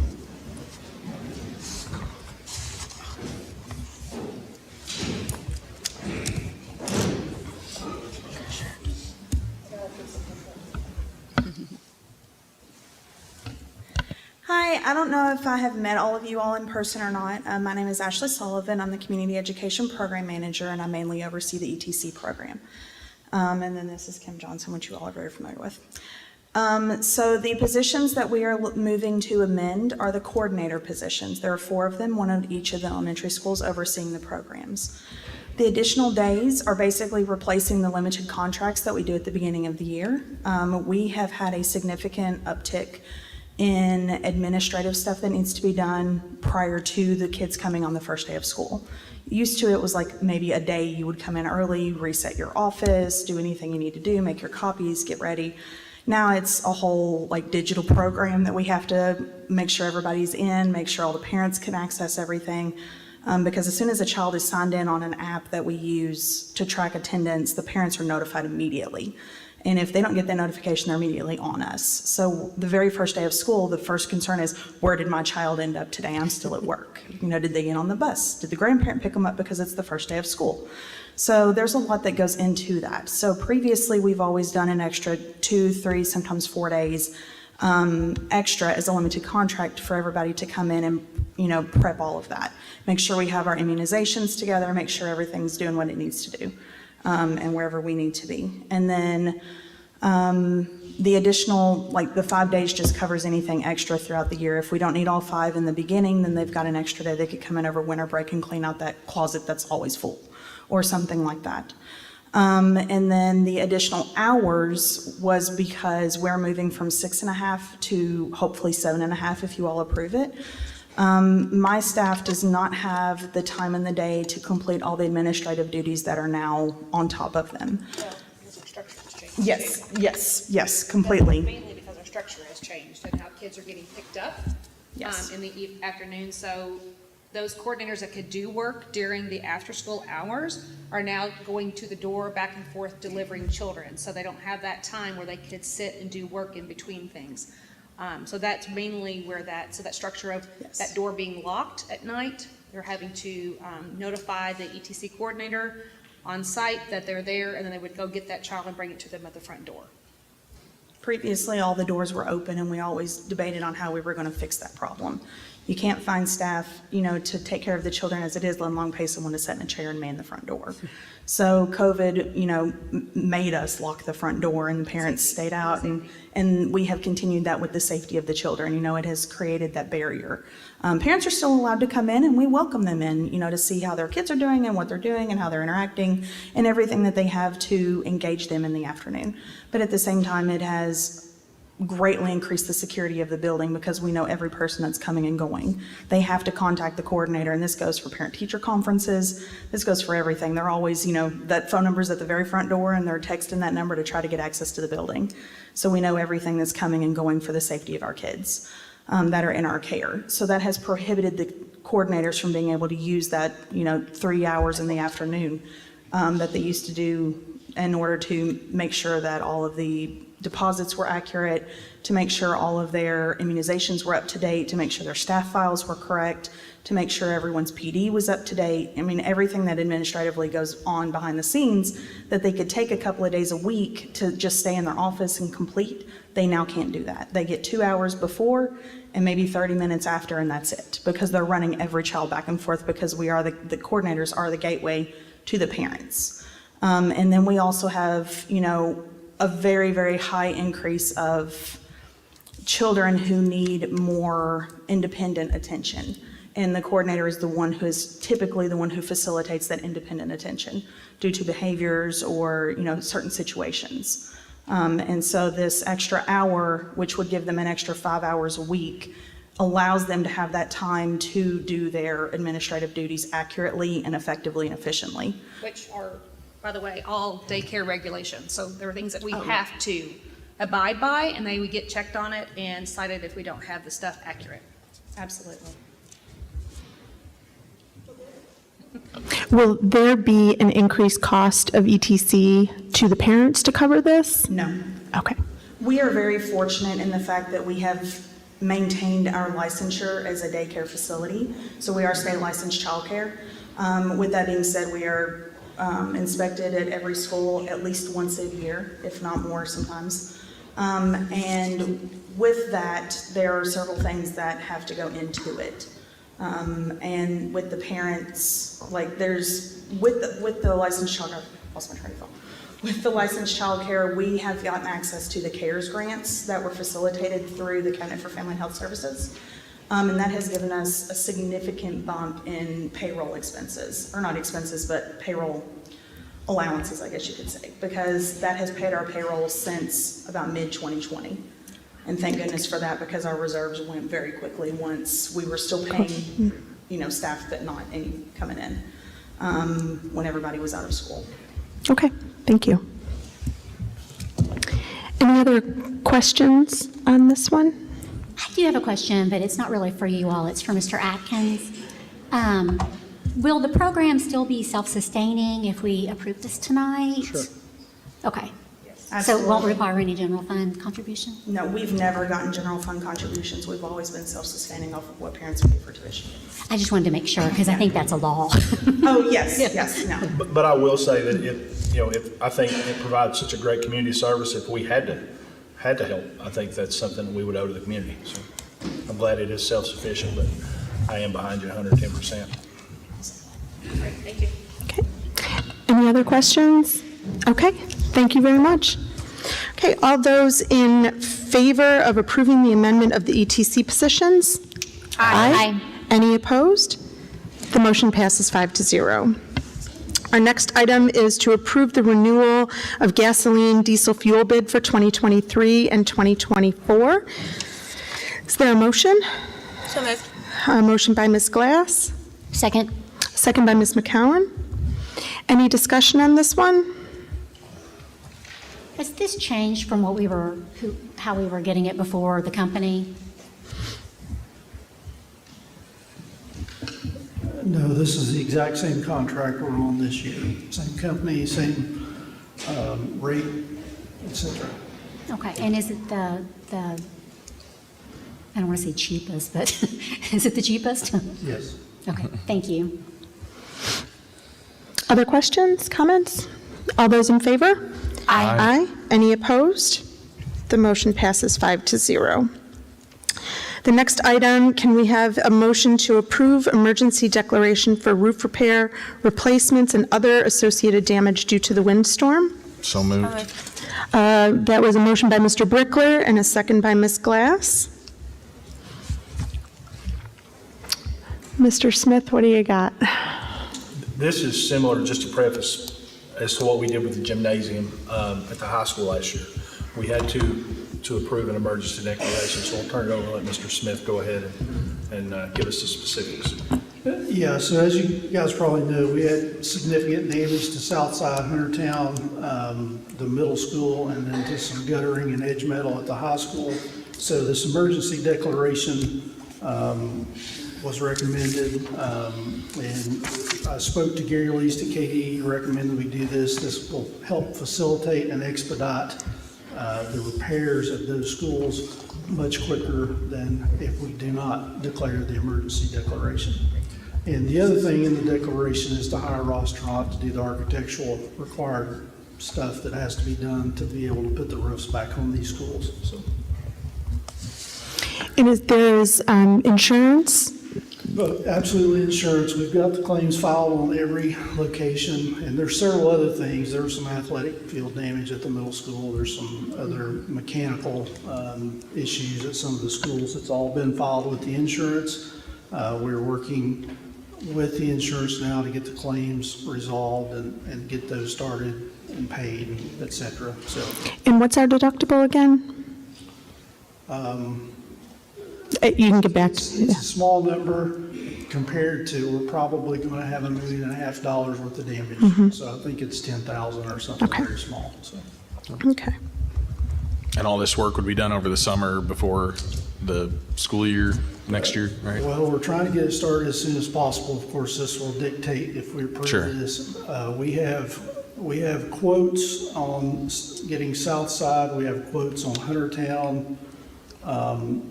If we can get everything moving with the insurance and agreement on a number, we can probably start on South Side within 2 weeks, I believe was the date I was given.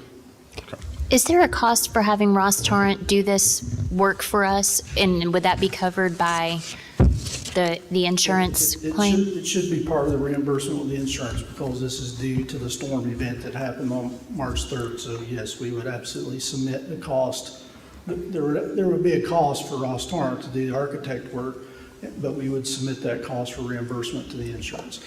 You know, the damage is so significant that it's not a matter, we just can't go hire a roofer to come back and say, put some shingles on. It's got to be there's a lot of stuff to that, so we have to involve the architect there. And they may want to come up and elaborate on why. They know more than I do about why all that's necessary, but it is pretty involved. There's a lot of damage to South Side especially. I just have one more question too. Is this something, I'm not sure what the dollar amount is that would require something to be put out for bid. Is this something that would potentially have to be put out to bid? If we do not make this emergency declaration, it would have to be put out for bid. The emergency declaration allows us to waive those bid requirements. And I would also add that bid would add significant time to the project. So, What is the dollar threshold, just for my information, because I don't know what that is, if it's not an emergency declaration? yeah, the dollar threshold for bidding is $30,000 on things that we purchase in the aggregate for the district. I have a quick question about insurance. I know at some point when you have claims, a certain amount moves you kind of up the ladder, and so your insurance premiums and all that sort of thing increase. Is that something you can kind of look into and talk to us about? It feels like we've had a lot of insurance claims lately, and I know some of that has to do with stuff we don't talk about in meetings, like workers' comp and all those kinds of things. But is that something you could kind of inform us about just at some point this year? It's not urgent. I just am curious as to how that works and if there's a benefit to trying to, change insurances or, all of those kinds of things. Matter of fact, I met with David Livingston last Thursday afternoon. We spoke about this very thing. As you're probably aware, there are only 3 major carriers from a property and casualty standpoint. Liberty Mutual writes probably 90% of the policies in the district, and then there's 2 other policy holders that write the remaining very few districts, probably less than 20 in total, that these other carriers provide. Specifically to our insurance, so our workers' comp insurance, and I won't get too deep into the weeds, but every entity has what's called an EMOD, mod rating. If you're at a rating of 1, for example, that's where the average is. If you're above 1, you're going to pay a higher premium. If you're below 1, you're going to pay a lower premium. Our mod is down in 0.7s. Mr. Livingston expressed last Thursday that he's only experienced a mod rating that low a couple of times in his life. So from a workers' comp standpoint, we're doing a really good job. The property and casualty, we've had very few claims last year. However, with that said, everybody is basically getting a letter from Liberty Mutual. We received ours in the last month that everybody's premiums are going to go up 25% approximately this year. And it's just due to all the catastrophic events that we've had and everybody across the country's had. that's going to drive everybody's rates up. So we spoke about, one of the things that would cause an entity to not be renewed from an insurance standpoint would be to have repeated small claims, automobile claims, slips and fall, that sort of stuff. We do not have that. We've had a very good claim rating for the past several years, from my understanding. So I think we're in a really good situation, really good position from a premium standpoint. It's just any increases that we're going to have are going to be driven by the total market. So I did express, but I don't really know what we can do for it or about it, but I did express my concern that we only basically have one carrier they basically have the market monopolized. So it's hard to get true competition when you only have one competitor, but that's the only thing that we have right now. So, but I think to answer your question, from a property and casualty standpoint, from a workers' comp standpoint, we're in a really good position as a district. Do you know about what the 25% dollar-wise for us would be, or what we're going from to, that kind of thing? No, I'll have to get that for you. Okay, thank you. Other questions, comments? Okay. All those in favor? Aye. Aye. Any opposed? The motion passes 5-0. Our next item is to approve the auditor contract and engagement letter. Can I have a motion to approve our auditor contract and engagement letter? So moved. Motion by Ms. McCowan. Second. Second by Ms. Glass.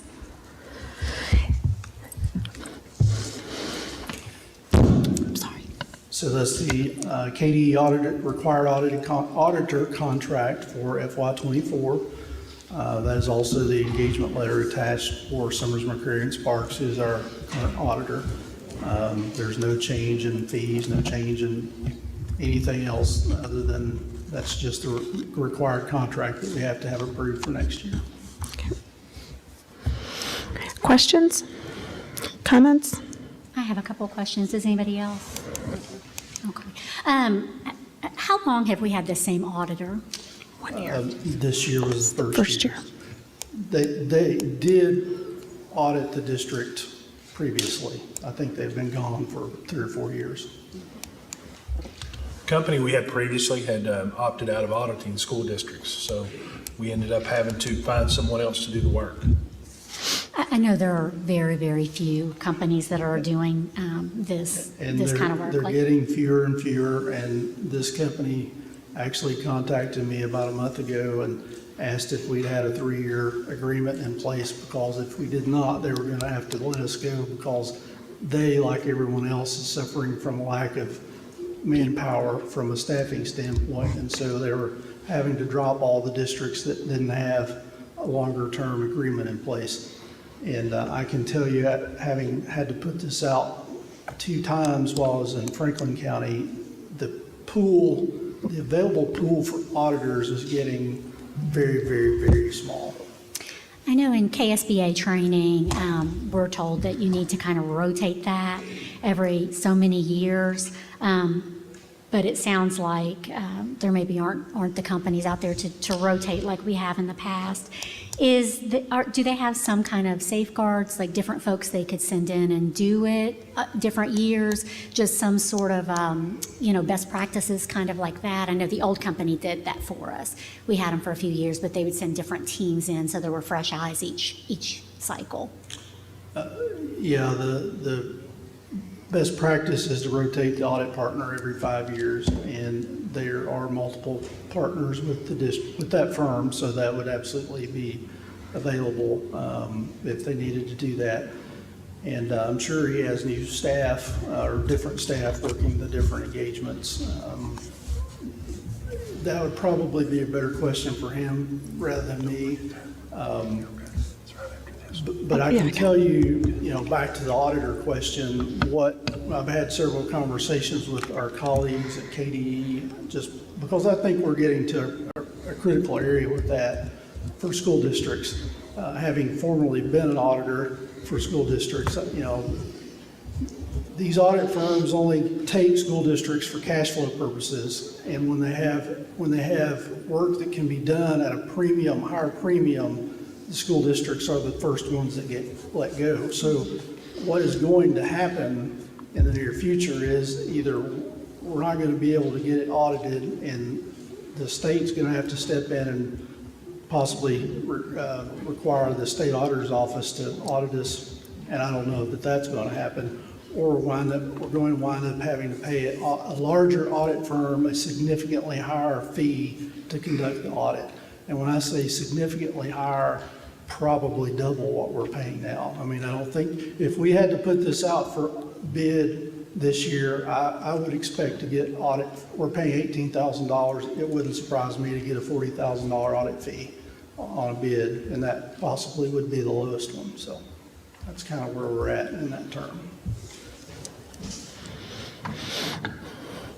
Other questions? Okay. All those in favor? Aye. Aye. Any opposed? The motion passes 5-0. The next item is approving our FY24 fidelity bond. Can I have a motion to approve that? So moved. Motion by Ms. Glass, Second. second by Mr. Brickler. Mr. Smith, do you want to just give a quick explanation of what this is? Absolutely. So this is a required fidelity bond on me that you're taking out. It's a $400,000 penal sum bond that would cover something in the event that it were necessary. Very standard It's required requirement. for every Yes. district, yes. Okay. Standard. Any questions or comments on this one? All those in favor? Aye. Any opposed? The motion passes 5-0. Our last item on the regular agenda is to approve, how am I going to say this now? What we added. So approve Woodford County Public Schools to participate in the CEP meal service option. Yes. Is there a motion? So moved. Motion by Ms. Springate and a second by Ms. Glass. Okay. Do you want to- Thank you all for amending the agenda tonight so I could be here to speak with you. So I am very excited to announce that we qualified to operate the community eligibility provision this year, or for the next 4 years. Adopting this will allow us to serve meals at no cost to our students. This program will eliminate our unpaid meal charges and the stigma of free meals, and also remove the burden of paper applications for families and my staff. We will have the opportunity to utilize this program for 4 years based on our current percentage. Does anyone have any questions about it? So that's interesting. So we won't have to fill out any paperwork anymore for at least 4 years. That is music to, I'm sure, every parent's ears. The students will have opportunity for breakfast and lunch. Yes. My son wants to know, is second chance breakfast included in that in the high school? So it's one free breakfast and one free lunch. Gotcha. But if you want second, He would do both if he could. Yes. So then we are going to generate, you're estimating that we'll generate enough, so this is how, so we talked about this a little bit this afternoon. We will generate income based on whether or not it's breakfast or lunch, and based on whether or not it's elementary or high school. Was that? No. Or just breakfast and lunch? We will get reimbursed at the free rate for 66% of the meals. And then 34% of that will be at the paid rate. At the paid rate. And you're estimating that the increases in things like chips and snacks and drinks and things like that will be able to cover the cost of the program, and there we won't have to increase the prices on anything else, or? Correct. And just the increase in participation in meals. Okay. Any questions for Ms. Squire? Is this just for students? It wouldn't include teachers It is not for teachers. or staff? Okay. I don't really have a question. I'm excited that we finally qualify. I know Yes. you've watched that and we've Yes. talked about it throughout the years. Would you put on your calendar kind of just a reminder to let us know sort of how this is going after, I don't know what the time period you would suggest, but after a year or 2 years or 6 months, whatever the time frame would be, just so that we can kind of keep an eye on that, because obviously we want the program to self-sustain, and then that would give us an opportunity to kind of look and see if we're anticipating this, working out, or if, the participation wasn't what we expected, and we might, have something to kind of plan for, just to make sure that, everything is going as smoothly as we want, and if not, that we can make some corrections in course. But I do think it's wonderful news, and I'm very, very thankful that you have been checking on that and continuing to see if that was an option for us. So thank you. I'm very excited too. Thank you. It's wonderful. Thank you so much. Thank you.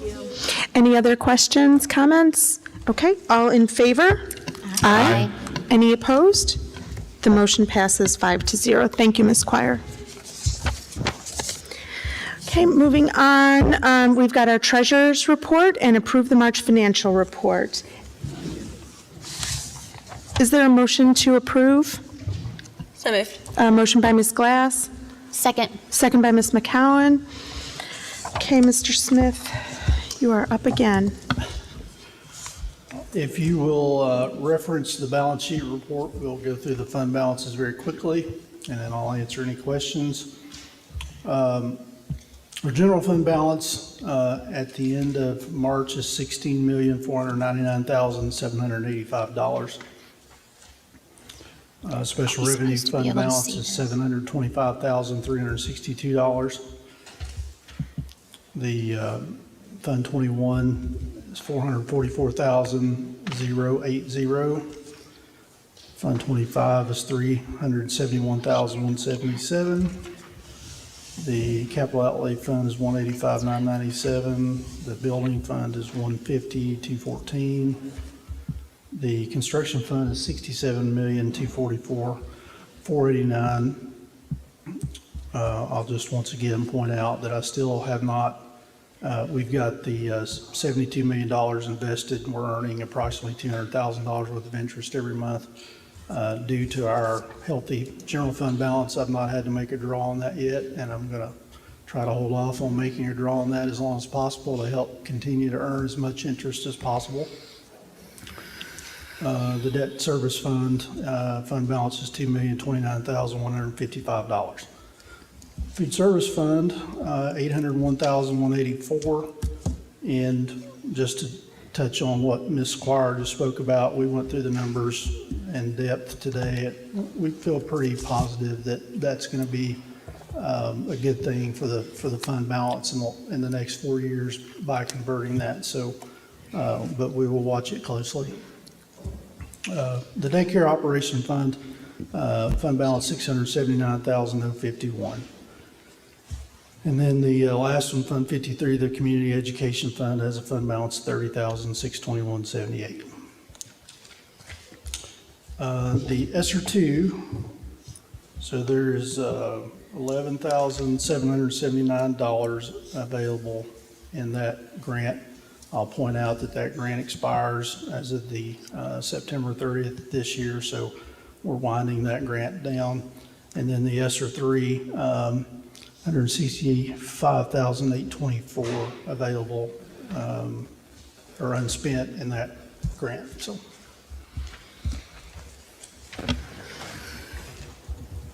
Thank you, Mr. Smith. Questions for Mr. Smith? Is there anything that you think, Mr. Smith? Your microphone. Is there anything off the top of your head that gives you cause for concern? Anything? I mean, are we trending the way that you anticipated we would be trending with our expenditures and our revenue and all of those kinds of things? I know we're getting down to the end of the year, so. There's nothing that gives me concern this year. I'll just point out, as we talked earlier about the insurance, that those expenditures, until we get reimbursed from the insurance company, are going to have to come out of our fund balance. So, we have approximately $1.5 million that are going to go out before the insurance reimbursement comes in. So there might be a timing issue as of June 30th where we've had to pay some expenditures out for those roofing projects where we haven't got reimbursed. So I just wanted to make sure everyone understands that.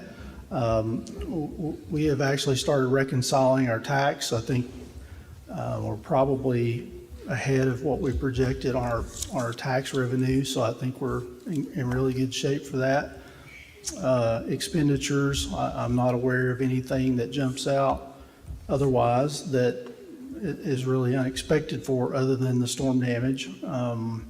We've been doing a lot of things with facilities, trying to make some improvements, things that don't show up on a DFP or whatever, but we're trying to make sure that we have our facility standing tall as we move forward. But otherwise, no, I'm not aware of anything that would really cause me to have pause or concern. Next year, there's a possible seat funding cut that we may have to deal with. So that would give me pause for next year, but that's about it. I appreciate that. It helps to hear just a synopsis and a summary of your professional judgment. So thank you for that. Okay. And then just along those lines, I know we're rounding out the end of the year, getting near the end of the fiscal year.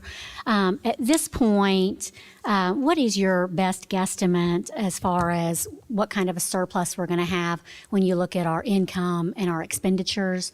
I don't know that I can answer that question at this moment. There's still too many variables, I think, that have to play out between now and June 30th. Things that we've spoken about previously. And oh, by the way, I do have a number you guys asked at the last board meeting about the interventionist. That's about $527,000 in total for the cost of those. But we spoke about the reimbursement from the construction fund, $1.1 million. So we have that's sitting there not being accounted for. So unless there's an emergency that we'd have to spend that on between now and June 30th, I could safely say that would be a surplus. I don't feel like that we're going to be in our contingency. So whatever that $5 million plus contingency level was at the end of last year, I'm fairly certain that will suffice. But I couldn't give you a better answer than that right now. There's too many moving pieces to it. There's too much fluidity. Who knows what's going to happen between now and June 30th? So that would be the best I could give you. I'll have a better. I'm still working through the salary projections that we've talked about. When we get a better understanding of what we're going to do after May 3rd, and I get the working budget put together in May, toward the end of May, I'll be able to give you a better answer for that. I'll have more pieces of the puzzle put together, so. Other questions? Okay, all those in favor? Aye. Any opposed? Nay. The motion passes 4-1. Thank you, Mr. Smith. Next item is board member communications. Does anyone have anything to report? I have a couple of things. One is about the salary meeting that's coming up next week. I just wanted to make sure that we're going to have the information, the answers to the questions that we submitted back at the first part of March prior to that meeting, so that we can kind of review that and digest some of that prior to the meeting. What's the plan, Mr. Atkins, as far as getting us that information? I think that's one of the things, one of the issues that Mr. Smith had asked for extra time in May for, was to allow him to take care of that work prior to putting the budget together. And I do feel like pretty comfortable that we'll have that available. Is that correct, Mr. Smith? We talked about it today, and I hate to put you on the spot. But. No spot. I will have it by Thursday or Friday. There's just too much. I can't. I've been working on it since the last time we spoke. There's too many things to give you a calculation. I don't want to give you an inaccurate number, and then we make a bad decision based on bad information because we rush through putting numbers together. So, and with all the other bazillion things that we have to deal with on a daily basis, I'm getting it together as quickly as we can, but I'll do my best to have it all put together by Thursday afternoon, so. Okay. Thank you. That's better than getting it at the meeting, so that's good. Because I think it's hard for us to make decisions too if we don't have information and we can't kind of study it. So I wish I could have gotten appreciate. it for you last month, but. Well, I definitely appreciate getting it before the meeting. And then the second thing is at that meeting, I noticed that the agenda's out, but there's not a section for public comment, and I would just ask that that be added. So we have not had public comment at any of our other data sessions this year, and that's why there is no public comment on that.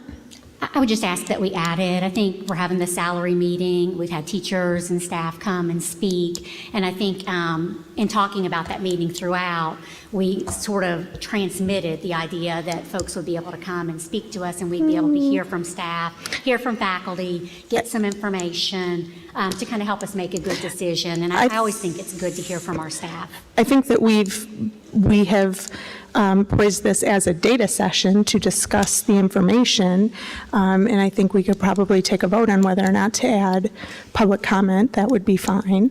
We'll have to wait till Ms. Glass gets back.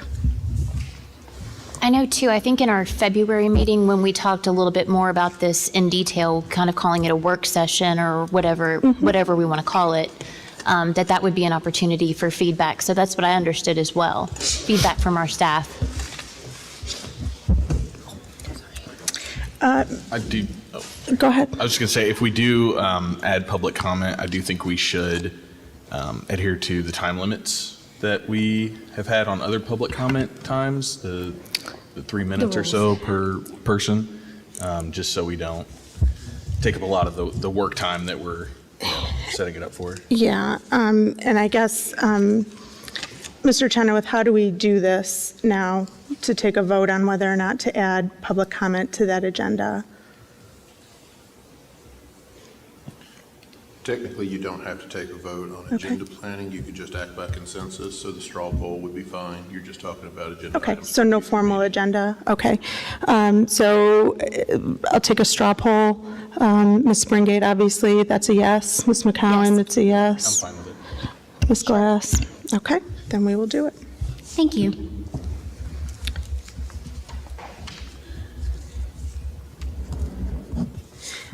Yeah, I do think, though, Mr. Brickler, to your point, there has to be very strict guidance as to, number one, what the comment relates to, and number two, the timing of the comments, because it is a work session, it is a data session to understand information, and the point of all the time that has been passed has been to collect all that information.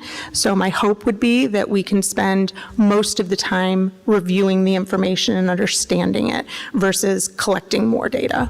So, Mr. Chenoweth, would you explain the public comment piece with the new 30-minute?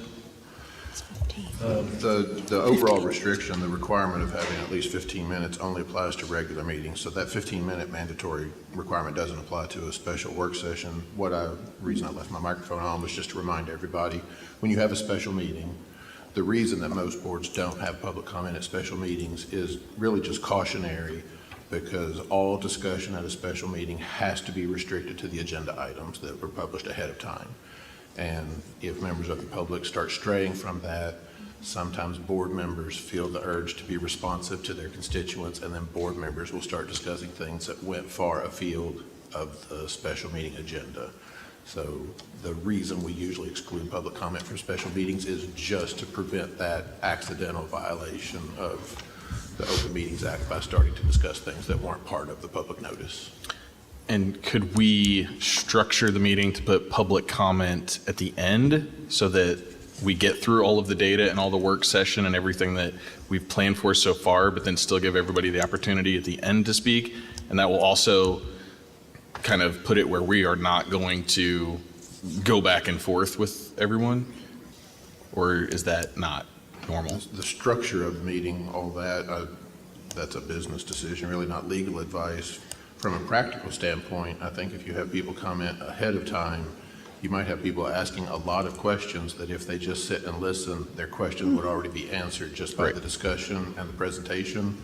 So it might be more productive to let everybody hear all of the material, and then the only questions would be those that weren't already answered, instead of a whole lot of questions that probably are already part of the presentation. Okay. Thank you. Any other board communications? Okay, moving on to discussion items. We have our first discussion item is Narcan.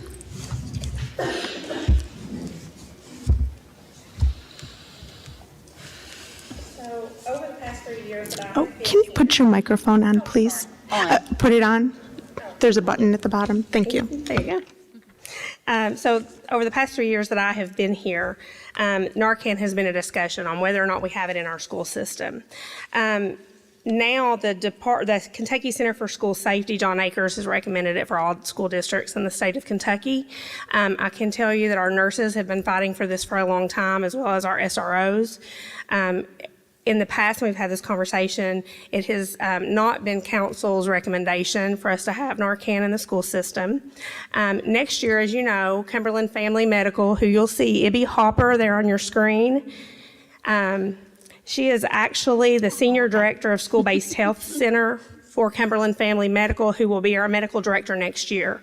So all school systems that they are involved in, they stock Narcan in their schools. So what we need from you guys is approval for us to allow them to do that. For any questions you have, I have gathered some experts tonight. We have Ibby Hopper. We also have Freeman Bailey, who is the Director of Woodford County EMS. And then we have Officer Sutton, who is Woodford County Public Schools Chief of Police. So I guess a couple of questions that I would have is, how is it stored? Where is it stored? Who is authorized to use it? And how do we get it administered to, who makes the determination of when it's needed? And how does it get administered to a student, or I guess it would be anybody in the building? Ibby, I'm going to let you answer that first, and if I need to follow up, I can. Oh, I think you're muted. Oh, we're muted. Are we muted? I think he's said. Oh, 1 minute technology.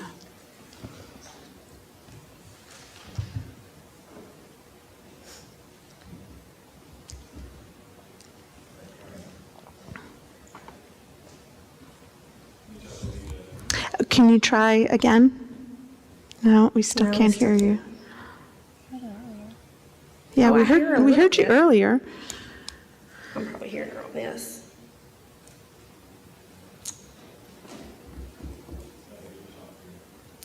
Can you just say something again? Test again?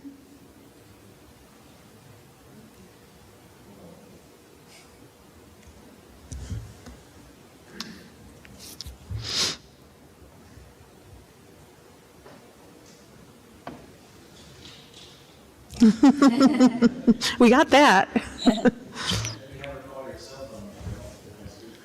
Yeah. Let me call you, Ibby. I'll call you, okay?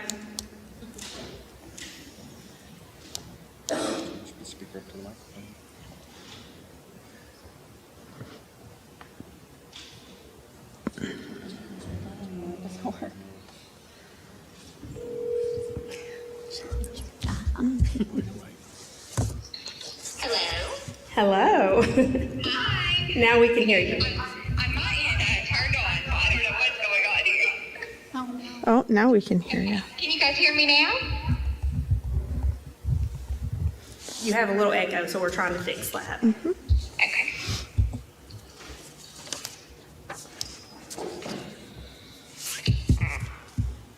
All right, how's that? Yeah, go ahead. Okay, great. All right, I apologize for the technical difficulties, and I appreciate you guys letting me call in via Teams. I actually had to see patients at the hospital tonight, and so I'm sitting in one of the closets. So I appreciate you all letting me call in via Teams tonight. So Michelle asked me to talk just a little bit about Narcan. I know one of the questions you have about is storage. So within our school nurses stations, all the nurses will have emergency bags. That Narcan will be stored in those emergency bags. We provide Narcan in nasal form, so the nasal Narcan as well as the intramuscular administration of Narcan. So that's a Narcan injection. So we can do, like I said, either the nasal or the intramuscular. As far as administering the Narcan, we do train all the nurses to be able to administer that Narcan. And if there's any staff members that want to be trained on Narcan administration, you can actually train lay people to administer nasal Narcan. So if there are any staff members that want to be trained, that can be done as well. We, as the medical directors, would provide the standing orders for that Narcan to be administered. And then, of course, we would provide that Narcan as well to be given in the schools. Unfortunately, we have had to give Narcan on multiple occasions this year in the school systems that we work with. We're currently providing services in 21 school districts across the state, and we have had to give Narcan on multiple occasions. Narcan is a drug that does save lives. It is a drug that also, if you do give it to a patient that doesn't necessarily need it, it is not going to hurt them. And so that's another good thing about Narcan. We do want for them to seek medical attention, of course, but it is something that can be given. It is going to save lives. We have had to give it to parents as well that have been in the buildings. So it's not only just for those students, staff members, but we have had to give it to parents also. So any other questions about Narcan, I would be happy to answer that for you, anything that I can answer. I have one question. So in the event, God forbid, we have to give it to a student who is under 18, how does that go, I guess, legally? And I mean, is this something we keep on file from parents that, or is it just a blanket approval? I just think about, that situation. Yeah, the consent. Yeah, the consent piece of it, I guess, is my question. Yeah, okay, that's a great question. So we as the medical director would be legally responsible because we're the one providing the standing orders for that Narcan administration. In the event of an emergency, of course, we're going to seek medical attention for that child first and foremost. We're going to call EMS. That's going to be your first line of action. Of course, you're going to assess the patient first. You're going to look for a pulse. You're going to assess the patient first. That's going to be your first thing. Then you're going to start assessing that patient. You're going to see what's going on with them. Someone's going to be calling the parent immediately. So if you have a child or any type of patient that is in that type of situation, you're going to have multiple people working on that patient. Typically, your nurse or your healthcare professional is going to be the one that's actually doing the assessment, and then you've got other people that are calling the parents. You've got somebody calling EMS. We do have consent forms, of course, that we are going to utilize with the Healthy Kids Clinic, but definitely the parent is being called and let know what's going on. But in the event of an emergency, whatever EMS says to do is what we're going to administer, or if we feel like the Narcan needs to be used, we would utilize our standing orders to give that Narcan. Thank you. Sure. Other questions? So I guess my next question would be to you, Mr. Chenoweth, on your advice. And noting this is not an action item, but this is just more to understand your position. Yeah, as she shared previous advice, including working in my dad's office, the statute, the Narcan statute, the authorization statute has some liability protections in it. They're worded in a way that it looks like the General Assembly has done some really nice things for you, but when you read it technically, it's not a whole lot of coverage. But it's becoming more and more prevalent. It's becoming more and more needed. There's more and more events, as Ms. Hopper and I are in a lot of the same districts. There's more and more events. So at this point, those concerns, our advice always easily could be Well, if you contract with outside nurses, they have it. If you contract with your city police, law enforcement officers are allowed to have it. Let their employers be the ones that have those liability concerns. But more and more, it needs to happen. With proper training, robust training, with good protocols, things like who's authorized to administer it, how is it stored. One of the things that I've brought up, and I have not had this conversation with Ivy, but the time that we have the most visitors in the building is for athletic events after hours, and the school nurses have gone home for the day. Mhm. So we also need to think our way through who in those after hours times or those weekend events, who are the school staff that have access to it, where is it during those events. We know where the AEDs are stored, but if the Narcan is stashed in a locked locker in a nurse's locked office in a locked building when you're out on the football field, then you may as well not have it. So those are things that need to be developed through the protocol and deciding how many staff to get trained so it's a meaningful access on school property. And is there any difference in your mind or in your eyes between the nasal application and the injection that we need to consider? I am overwhelmingly ignorant about those things. From a legal perspective, there really is no difference. Okay. Ms. Hopper, is there any,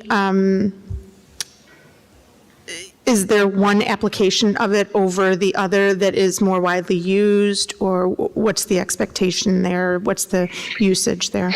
There's not. The nasal, of course, is easier. Anybody can give the nasal, and so I prefer to have the nasal in the schools just because it's easier for anybody to give. We can train absolutely anybody to give the nasal. The intramuscular is an injection, so it's going to be someone, it's going to be a nurse that's going to give the intramuscular. So typically we do usually stock both, and that way we have both options. In an emergency situation when things are hectic, I always like to have the nasal just because of the ease of it, just to be completely honest with you. But as far as efficacy, there is no difference in the efficacy of either one of them. They're both fine, and either one of them are going to work the same. Okay, thank you. As far as training, Mr. Chenoweth and I actually discussed training. KDE a couple of years ago actually put it on our checkoff list. So when we do medication training, we can train everyone that we train on medication on Narcan. And we will absolutely be training any of our CPR staff on Narcan, anybody that I train for CPR, all of our coaches will be trained on Narcan just as they are medications. Okay. Just have a quick question. What is kind of the timeline for this, and what would be the next steps? The timeline is this will be stocked next year, the next school year. So when Cumberland Family Medical comes in as our medical director, this will be in the schools. So starting in July, When school August? starts. Well, they become our medical director on July 1st. So it depends on whenever Ivy gets those supplies to us and we get the building stocked. So would we need to do some kind of procedures and some kind of vote prior to that, Mr. Chenoweth? Or just this discussion is sufficient? We start medication training on July 1st for anybody that sees kids prior to the start of school. So we'll be teaching that on July 1st. There's a standard KSBA policy that, I don't even remember where that is, but there's a policy that already deals with the other emergency medications, things like having EpiPens on hand for emergencies, and the KSBA has some standard language to add Narcan in. So when we do the updated policies here in a month or so, that just needs to be requested from KSBA for their Narcan language to be added to the policy. So we just need to make sure that's in the policies when we approve them prior to July 1, prior to the starting. Thank you. Thank Other you all very questions? much. I think that was very helpful. No, you're fine. Anything else? Mr. Brickler, Ms. McCowan? Okay. Thank you, Ms. Hopper. Well, all right, see you soon. Thank you very much. Thank you, Ms. Hemmeth. Thank you, Ms. Hemmeth. Okay. Okay, next item for discussion is hiring of the new board attorney. So we did complete our interviews, I guess that was last week before last. I can't even remember now, sometime within the last 2 weeks. So the charge for tonight's discussion was for everyone to come ready with their top 2 to 3 candidates so we can call references on those. And the intention would then be to make a determination, make an action item on the next agenda for the May board meeting to go ahead and offer a contract out. So I will start, Ms. Springate, with you. What I will do maybe is just take a quick tally, and if there's one clear favorite or 2 clear favorites, then we can just move on with those.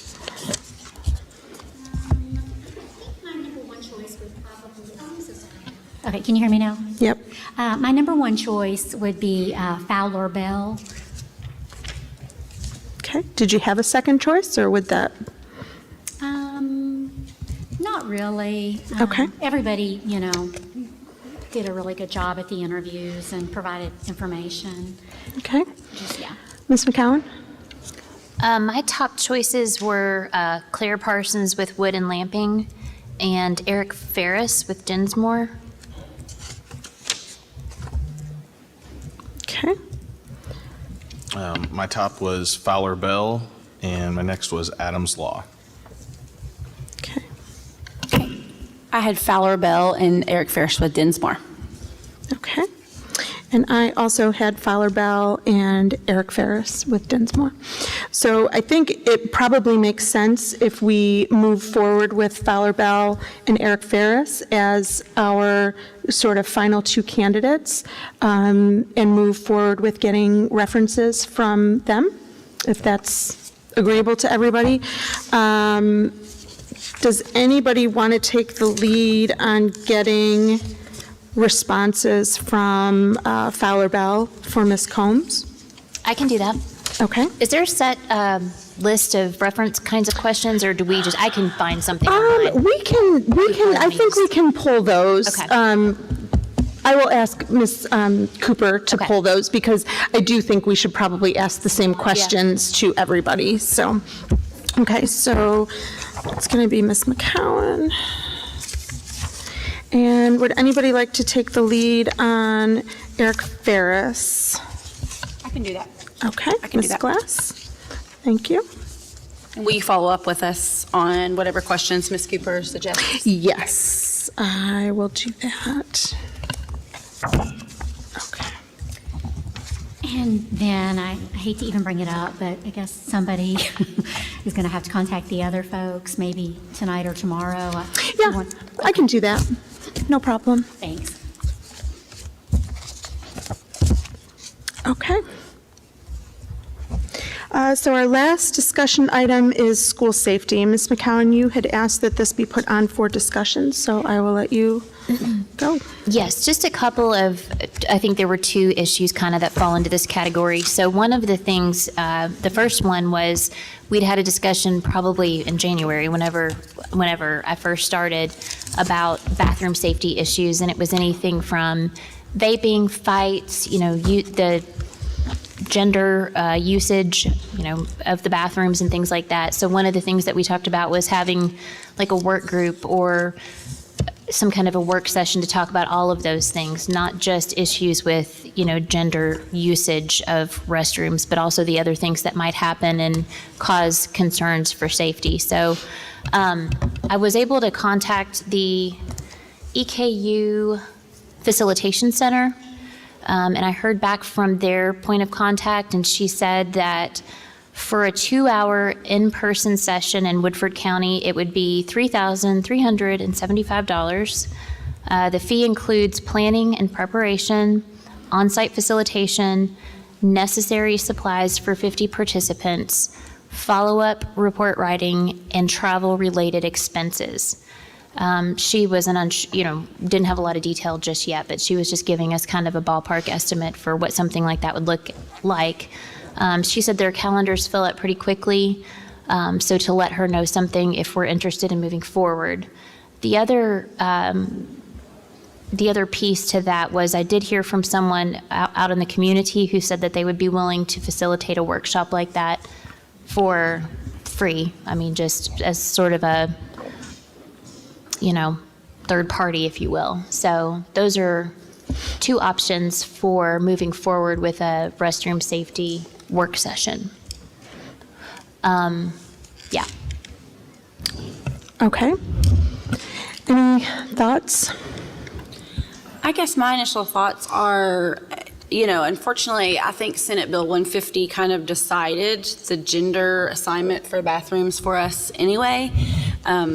And I also think the other issues that Ms. McCown brings up are not board issues. I think those are school issues. We wouldn't deal with bathroom discipline. So I think for me personally, it would not be worth having that forum and spending that money. Mr. Brickler? I'm curious how we would identify who would participate, like how we would, pick who would participate in it. Would it be a volunteer basis? Like we would kind of put it out there, hey, we plan on having this forum. Anybody that would like to be on panel or whatever we would call it, like is that kind of the thought of volunteer basis? Or because we would, I think, want to get faculty and community members, and we do want to be protective that it doesn't turn into kind of a crazy type of thing. Sure. So I like the idea of having someone who could, third party facilitate it, but I would be interested, like how would we find people to participate in it, like the communication or how we would recruit for it. So that's what I'm thinking. I was thinking just over the last couple of months, I think that it would be helpful to put out like a call for applications, from our schools and from our community members, if anyone's interested in serving and, providing recommendations or, and the other thing too, I know, that Senate Bill 150, or House Bill 150, I'm not sure which one it was, Senate Bill, okay. I know that it seems like some of those things may still be up in the air. Like there could be, and Mr. Chenoweth, you can probably speak to that, but challenges to come. And I also wonder, in a different session, things can be overturned too. So I just wonder if kind of having these discussions and thinking about it now might save us, does that make sense? Like things can change, right? I mean, if a different legislature in place, you could have it completely reversed. It is 100% true, as well as just the changing landscape at the federal level can essentially eliminate everything that the General Assembly did and everything school districts are trying to do. So it all is up in the air and will be for a while. One thing about Senate Bill 150, I did give the advice to multiple school districts that asked. It had an emergency provision, and with regard to the bathroom issue, it says school boards shall adopt a policy after having opportunity for public comment. That still needs to happen, but my advice to administrators was it said the policy shall at the very minimum provide for such and such. So I told them, go ahead and start doing that minimum level because it had an immediate effective date. But there does still need to be, to comply with that other part of the new statute, there does still need to be a community or public forum, whatever, or public comment at a board meeting about the accommodation policy. So it does not have to be, it is not dictated that it has to be in a public forum. It can just be on the agenda for a regular board meeting, take our public comment. Yeah, I think that's what it is. Yeah. It doesn't have to be a separate hearing like Yeah. a tax hearing. Okay. I tend to agree with Ms. Glass. I think that, quite frankly, any legislation can change at any point, and we can't count on anything at a change of command or anything staying in place. I think that having a community member who is not a trained facilitator lead a public forum that could be so divisive is not a good idea. And I think that, paying $3,400 to have somebody come in and run that, I don't think that's a good use of money either. And also it said that she said she was booked 3 months out. So we're talking about waiting 3 more months to have this discussion. I also do think that the safety of the bathrooms is more of from a vaping and smoking and fighting is school discipline issues. And I think personally that we're treading very closely to day-to-day operations if we are going to solicit information to take action on and potentially tell the school what to do to react to whatever the situation may be. Senate Bill 150, from what I understand, is the legislation on one particular issue, which we've gotten the guidance for, unfortunately, and we have to comply with that. But I personally don't see the good that a public forum in that arena would do for us. That is my opinion. I'm kind of thinking back to and maybe we look at this at a different angle. We had the school safety forum, it was kind of the overall school safety forum. And I know we're talking about bathrooms, and I think months ago, the bathroom was such a big issue and we were trying to figure out a solution because there was no good solution at the time and we didn't have any guidance. So now that we do have some guidance, and even though legislation can be overturned, I think for now we have to do a certain thing, right? But I think we could maybe expand this more on school safety with an emphasis on still having ideas for bathroom safety. I mean, and I think originally we kind of talked about this and, hey, are we going to change the bathrooms in the new high school? Like that was part of this is are we going to be able to make a decision to change the layout of 3 bathrooms in the high school? Because we know some of them already set on the ground level. We have the option to maybe adjust some of them. And so this started as, hey, we want to get community involvement to make a decision on the layout of these remaining bathrooms. I don't know that time is on our side, but I think that always keeping school safety in mind, and if we do have to have public comment, whether we do a separate forum on school safety in general and have the bathroom as a component of that as opposed to just having it on the bathroom, may give the community a chance to still give input, still have a say, and maybe we do more like we did when we had other leaders in the community come and speak. Now, there wasn't a lot of community involvement in that one, but maybe if we promote it a little more or have something like that again, because I think it's always important to keep school safety in the mind of the community. But maybe we just go at this at a different angle of saying we want to focus on the overall safety. Let's talk about bathrooms as a topic and get input and maybe people that have more expertise in it. But I don't know if we're going to be able to use that information on the layout of the new high school. I just don't know if time's on our side with that. Time is not. So that's where, so we might have to go at this at a different. I think also that community safety forum, which included members from literally every facet of government, safety, health organizations, schools, every school we have, it was open to all community members. That happened 6 months ago.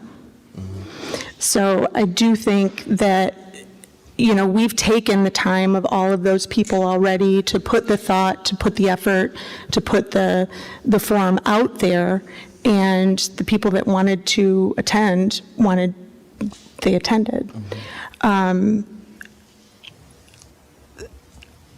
think that the bathroom issue was a bathroom issue because of the gender associated issues with it, and that's why it was escalated to the heights that it was escalated to. I truly believe that the other items that we're talking about are school issues. And I don't know what we can do as a school board, knowing our charge, to dictate or solicit that information and dictate to the schools what they need to do for those items.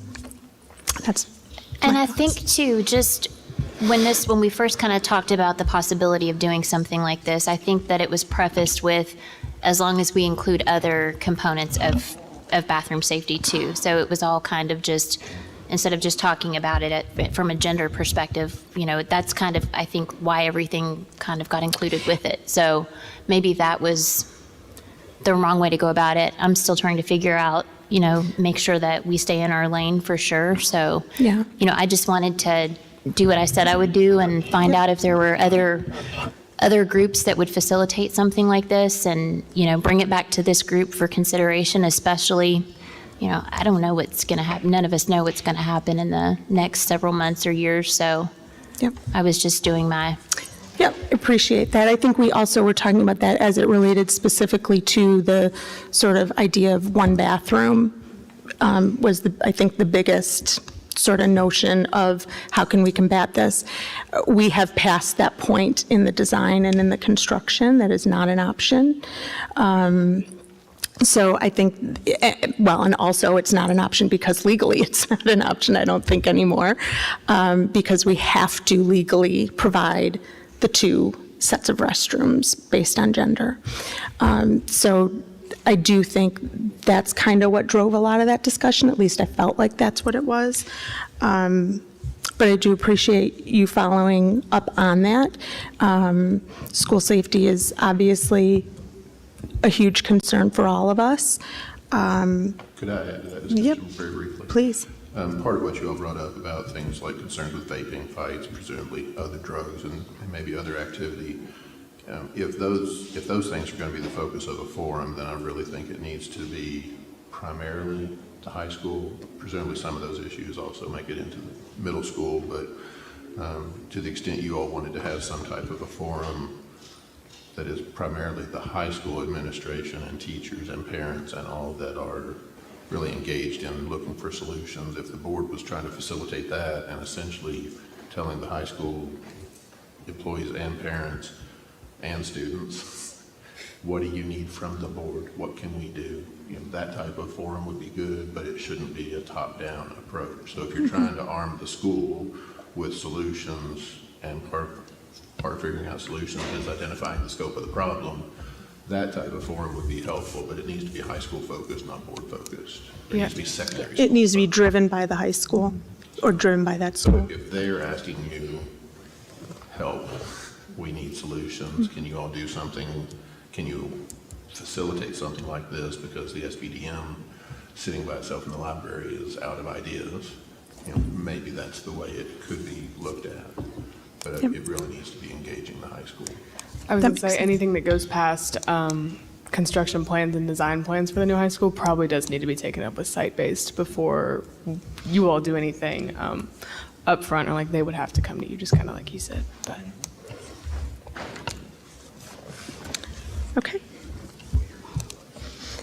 I've got just one more question too about school safety. I know several of us received an email earlier, it was earlier this month, from a person in the community who is interested in having some more information on or the potential of having school safety forums at each of the elementary schools as a way to potentially engage more people, because she did reference that we'd had the one 6 months ago. It wasn't well attended, but she suggested that maybe having them at those schools might sort of be a way to sort of target the elementary school, the middle school, the high school. So and that was right after we had our last board meeting, I feel like, because we just had the safety update, the quarterly safety update from Mr. Wells and Chief Sutton. So I just wanted to see kind of what everyone's thoughts were around that. I want to make sure that we're, just able to be as responsive as we can be, and making sure that, folks know that we're doing everything that we can to keep our kids safe. So Ms. Glass and I attended a session when we were in Florida on, there were several sessions on school safety and what's being done around the country. And I think one of the most impactful sessions, and I'll say in any training I've done professionally school board wise, otherwise, was sitting through the Parkland shooting seminar. And it was a father of one of the shooting victims. And he spoke to us for probably close to 2 hours. Listening to him talk, and I would love to be able to find like a video of this that we could all watch, because the way that he laid out how this shooting was planned, all of the information was public information that this guy sought. And I won't ever look again the same at how we give information out to the public after seeing what we saw from forums that this person posted in, Google searches, other things that he did, behavioral incidents, and otherwise. I think that we really need to work with our safety resources to figure out what is appropriate. And I understand as a parent, and I think we all understand as parents, that we don't ever want our children to be involved in that. And God, it would kill me if anything ever happened at any of our schools, as I know it would every one of you. But I don't want to inadvertently help facilitate that. So personally, I would be really interested in understanding from some of our school safety experts what they feel would be, number one, appropriate information to share. Things like school plans and stuff like that. I just don't see how that is a good thing to share anymore.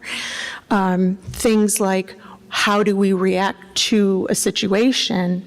There you go. Like, that's something that I think we need to start talking about. But I would really like to hear from our school safety experts on what the best way to do. I can't emphasize enough the impact that this gentleman made on how I think about it now. So I am fully in favor of having all those discussions and giving the community that sense of comfort. But I just wonder what that sense of comfort needs to really look like, keeping our students safe and keeping our parents feeling confident and informed as well, you know. And maybe too, the school safety experts can just let us know how can we support you? What do you need from the public? I mean, here, the public has lots of questions. The community would have lots of questions, I'm sure, but also kind of what do they need from us? What can we do as a good, community member here in Woodford County and someone that cares about kids? How can we help? What can we do? And so I think just hearing those things over and over again, it does help some, so. And I think Kentucky's been very proactive with some laws. I know we don't share in Kentucky those plans. Open records requests cannot get copies of those plans and those sorts of things. And I'm sure we're compliant with that in Woodford County, right, Mr. Atkins? Yeah. Yep.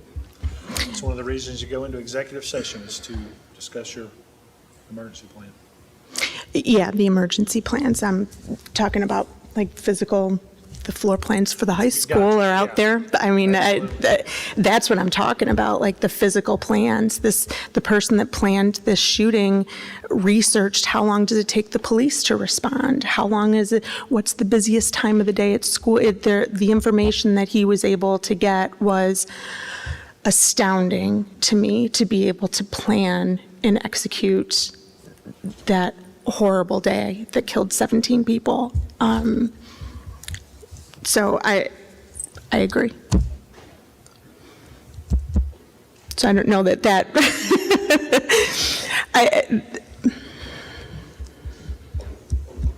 what do the rest of you think? I've been talking a lot. I would be curious, not to put you on the spot, but to see what Chief Sutton has to say, about having something specific, at each school. I did ask this to the professionals in Florida, and, they were very much, did not think that, it was a great idea, but also understanding that parents want to feel comfortable.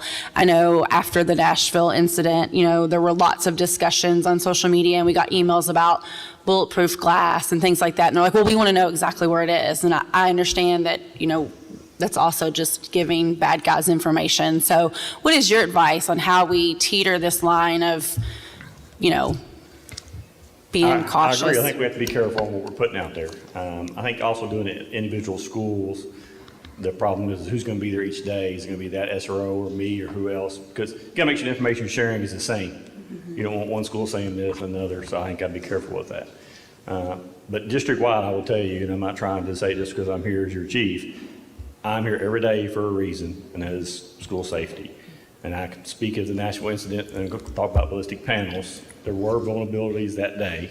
I won't go into specifics, but the day after spring break, I had a consultant who did some of our buildings earlier, back at our buildings already, discussing some plans for possible future, including that because of what happened in Nashville. So I assure you I'm looking each day. The Secret Service is very good about putting out information. I usually share that with Mr. Wells, usually all of our principals and our SROs. They talk about some of this pre-planning, what we see, staging. The biggest thing is communication. One thing the state's really pushing this year is the stop tip line button. Unfortunately, I've been here 5 years. Mr. Wells, I think we don't get a lot of those stop tip line tips from the community. That's our biggest thing, is get that word out. Let us know what's going on. Information sharing is key, because most of these we see, there are what we call the red flags are there. Very rare in between, you do not see them. The one in Paducah, or not Paducah, I went to this last year, watched the video. That one was the student hit it pretty well, but most of the time they're out there. And the Secret Service puts those out pretty regular, a couple times a year, and I'll send that to those staff members. I won't send it to the board, the general public. This is kind of what to look for. It also goes with our behavior systems. Students do this, A, B, C, and D, kind of what we're looking for. You're not stereotyping students, that's just the data you see, which is true. So I assure you on that part. I would just be hesitant on doing separate ones at each school. If you want to do a forum, I'll do whatever you want to do. Like maybe once or twice a year, I'm open to that. I know kindergarten registration has already asked this week about us being there for first-time parents. Mr. Willis approves of that, and the board does. I'll try to arrange for my guys to be there. That's just availability thing, because it's kind of short numbers. I'd be more glad to stay after school and do that if we got to, bring kind of questions like that. I just think forums, each school with this, you know what the questions are going to be, and that's kind of just, and giving back. We're not a nuclear power plant, but we don't turn around and tell them everything we're doing. I think we do know there's an SRO at every school. That should be very comforting. A lot of districts don't have that luxury. Nashville, great response, great group of officers. One of us, all the videos, they're very, but one thing about that one even, it still took them 6 or 7 minutes, like you saw. We're in our buildings. So we're talking seconds, not minutes. I think that's a big advantage we have. So. I agree. That was one of the ones in another session I attended. Someone asked, like, what is the top 3 things how you can do as a district? And he said, number 1, obviously have a preparedness plan, line of communication, not figuring out what you're doing as you're going on. And I feel very confident that we have that here. But he also said armed SROs was, the number 1 thing and he said the same thing, like the response time and things like that. And the father also did specifically call out Kentucky as a state of one of 5 states that he felt like was on the forefront of school safety. So that was really nice to hear, in such a heavy subject. They reached out all the time. Yeah. And I think everybody will agree to that. Well, I definitely think, the other forum didn't sort of dive into I think what I'm hearing tonight is maybe a need is to just kind of partner with families, like not just reassure and give copies of our plans, but to actually have just some discussions and some partnerships and do some of the education stuff, like you said, like this is our tip line. This is how we need you because, we have your students this many hours a day, but you have your students these hours of the day. A lot of this, like you said, there are the warning signs, there are the red flags. This is what to do if your child is having these kind of behaviors, or if they have a friend who's having these kind of behaviors. This is, who we would need you to contact or call, or, it's all confidential, or just all of those kinds of pieces of information to help have our parents and even our older students at high school and middle school age be our partners and be our eyes, because, quite frankly, every training I've been to, when it goes back to it, it seems like there's always some sort of, I guess, red flag, some behaviors, some things that when the violence is prevented successfully, there's been an intervention there. And so, just to have that information and those partnerships and let people see you all and, hear from you all and be reassured, but not given away, like Ms. McHale said, like those exact detailed plans or that sort of thing. And I know a lot of times, parents just kind of want to come and be in their school and see things and kind of feel safe and have those discussions. So I think that would be very reassuring as a parent. Well, so at work, every day we start off we have a staff meeting, and the first thing that we discuss is safety at every single meeting. Would it make sense to think about adding, maybe not every single month, but at some cadence to our board meeting, to discuss one of those aspects and how it's used and what the usability is and all of that? Myself and Mr. Wells talked about that before the meeting tonight when we saw the school safety honors. I wasn't sure what that item was. I think quarterly would be reasonable. Again, it's not, school safety is every day, but as far as this, what we're going to talk about each time, it'd be hard. Yeah. We're already in preparation for probably the June meeting, and I've already got something for the first of the school year, like the risk assessments. They're coming around, we're required to do each year. Maybe educate the board, because that's nothing secret we're giving out, but it tells us what certain things we have to have, is even behavior stuff. Some of the groups I'm on that's got to do with SROs, it's just being a school staff administrator that's for some of the risk assessments that we're in on, that we sit in these counseling meetings. I'm not there as the SRO, I'm there as just another staff member who sees a student struggling, not releasable to the public. It's not nuclear, like I said, a nuclear facility again, we just don't want to give out everything we do. But it would explain some steps we've already taken. And every year before school starts, we have to send that in as well. When we went over that, all the staff has to be trained on that. You have new ones come in, plus you have the regular school safety training, all the videos and training we have to watch with that is included. We can kind of probably update you with something like that maybe for the June meeting. Okay. Can we think about maybe doing something like that? And that way it becomes ingrained in just our everyday existence as a board. And we don't have to think of it as a one-off discussion. It's just there every quarter. We know we're going to get an update, or not even an update, but maybe just some education. Yeah, sure. And then it's also filmed. It's available for anybody afterwards that wants to go back and review it, and we can still toe that line.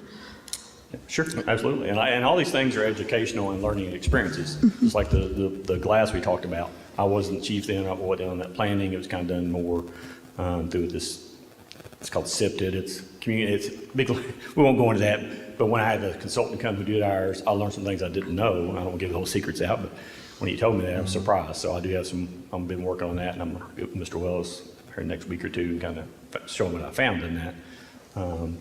That was something that was done, again, so we saw Nashville, they're very fluid, these change daily, and that kind of something helps us inform, so we do learn from each incident. So if a board member is interested and wants to know something, again, I just don't share the information, but if there's something, come talk to me directly. My email's the same as everybody else's, Stephen with the PH, and the rest of the following is out there if you do have a certain question, if you'd like more what I'm talking about tonight, because you kind of talked about that issue, and I can tell you what I found and what my goal would be to try to get some of that corrected.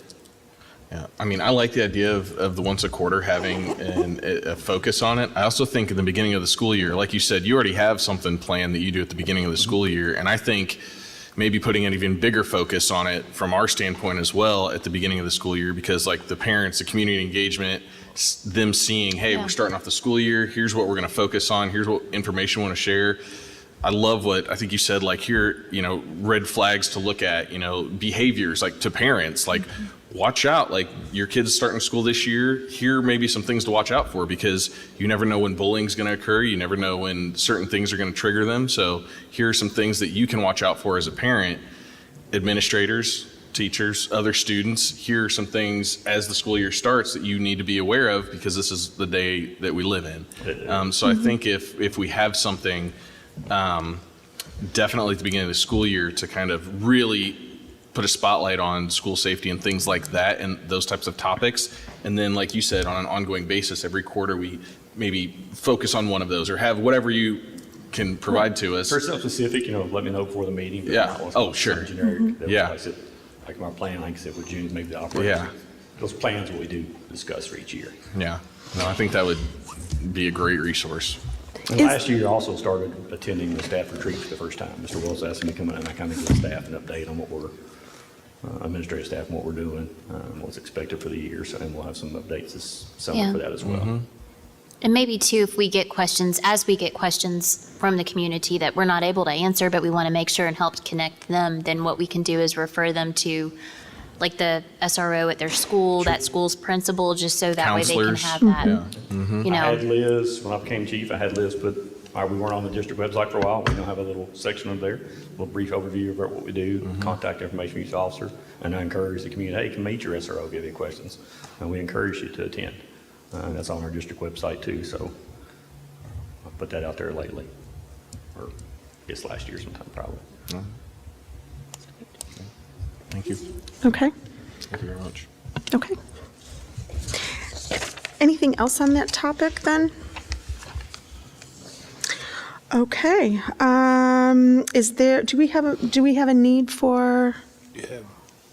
What? What? Nope. You didn't have anything? No.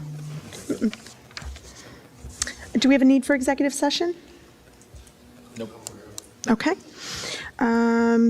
Any final comments, questions, anything? Okay. Can I have a motion to adjourn? So moved. Motion by Ms. Glass, Second? second by Mr. Brickler. All in favor? Aye. Aye. Any opposed? Motion passes 5-0. Thank you, everybody.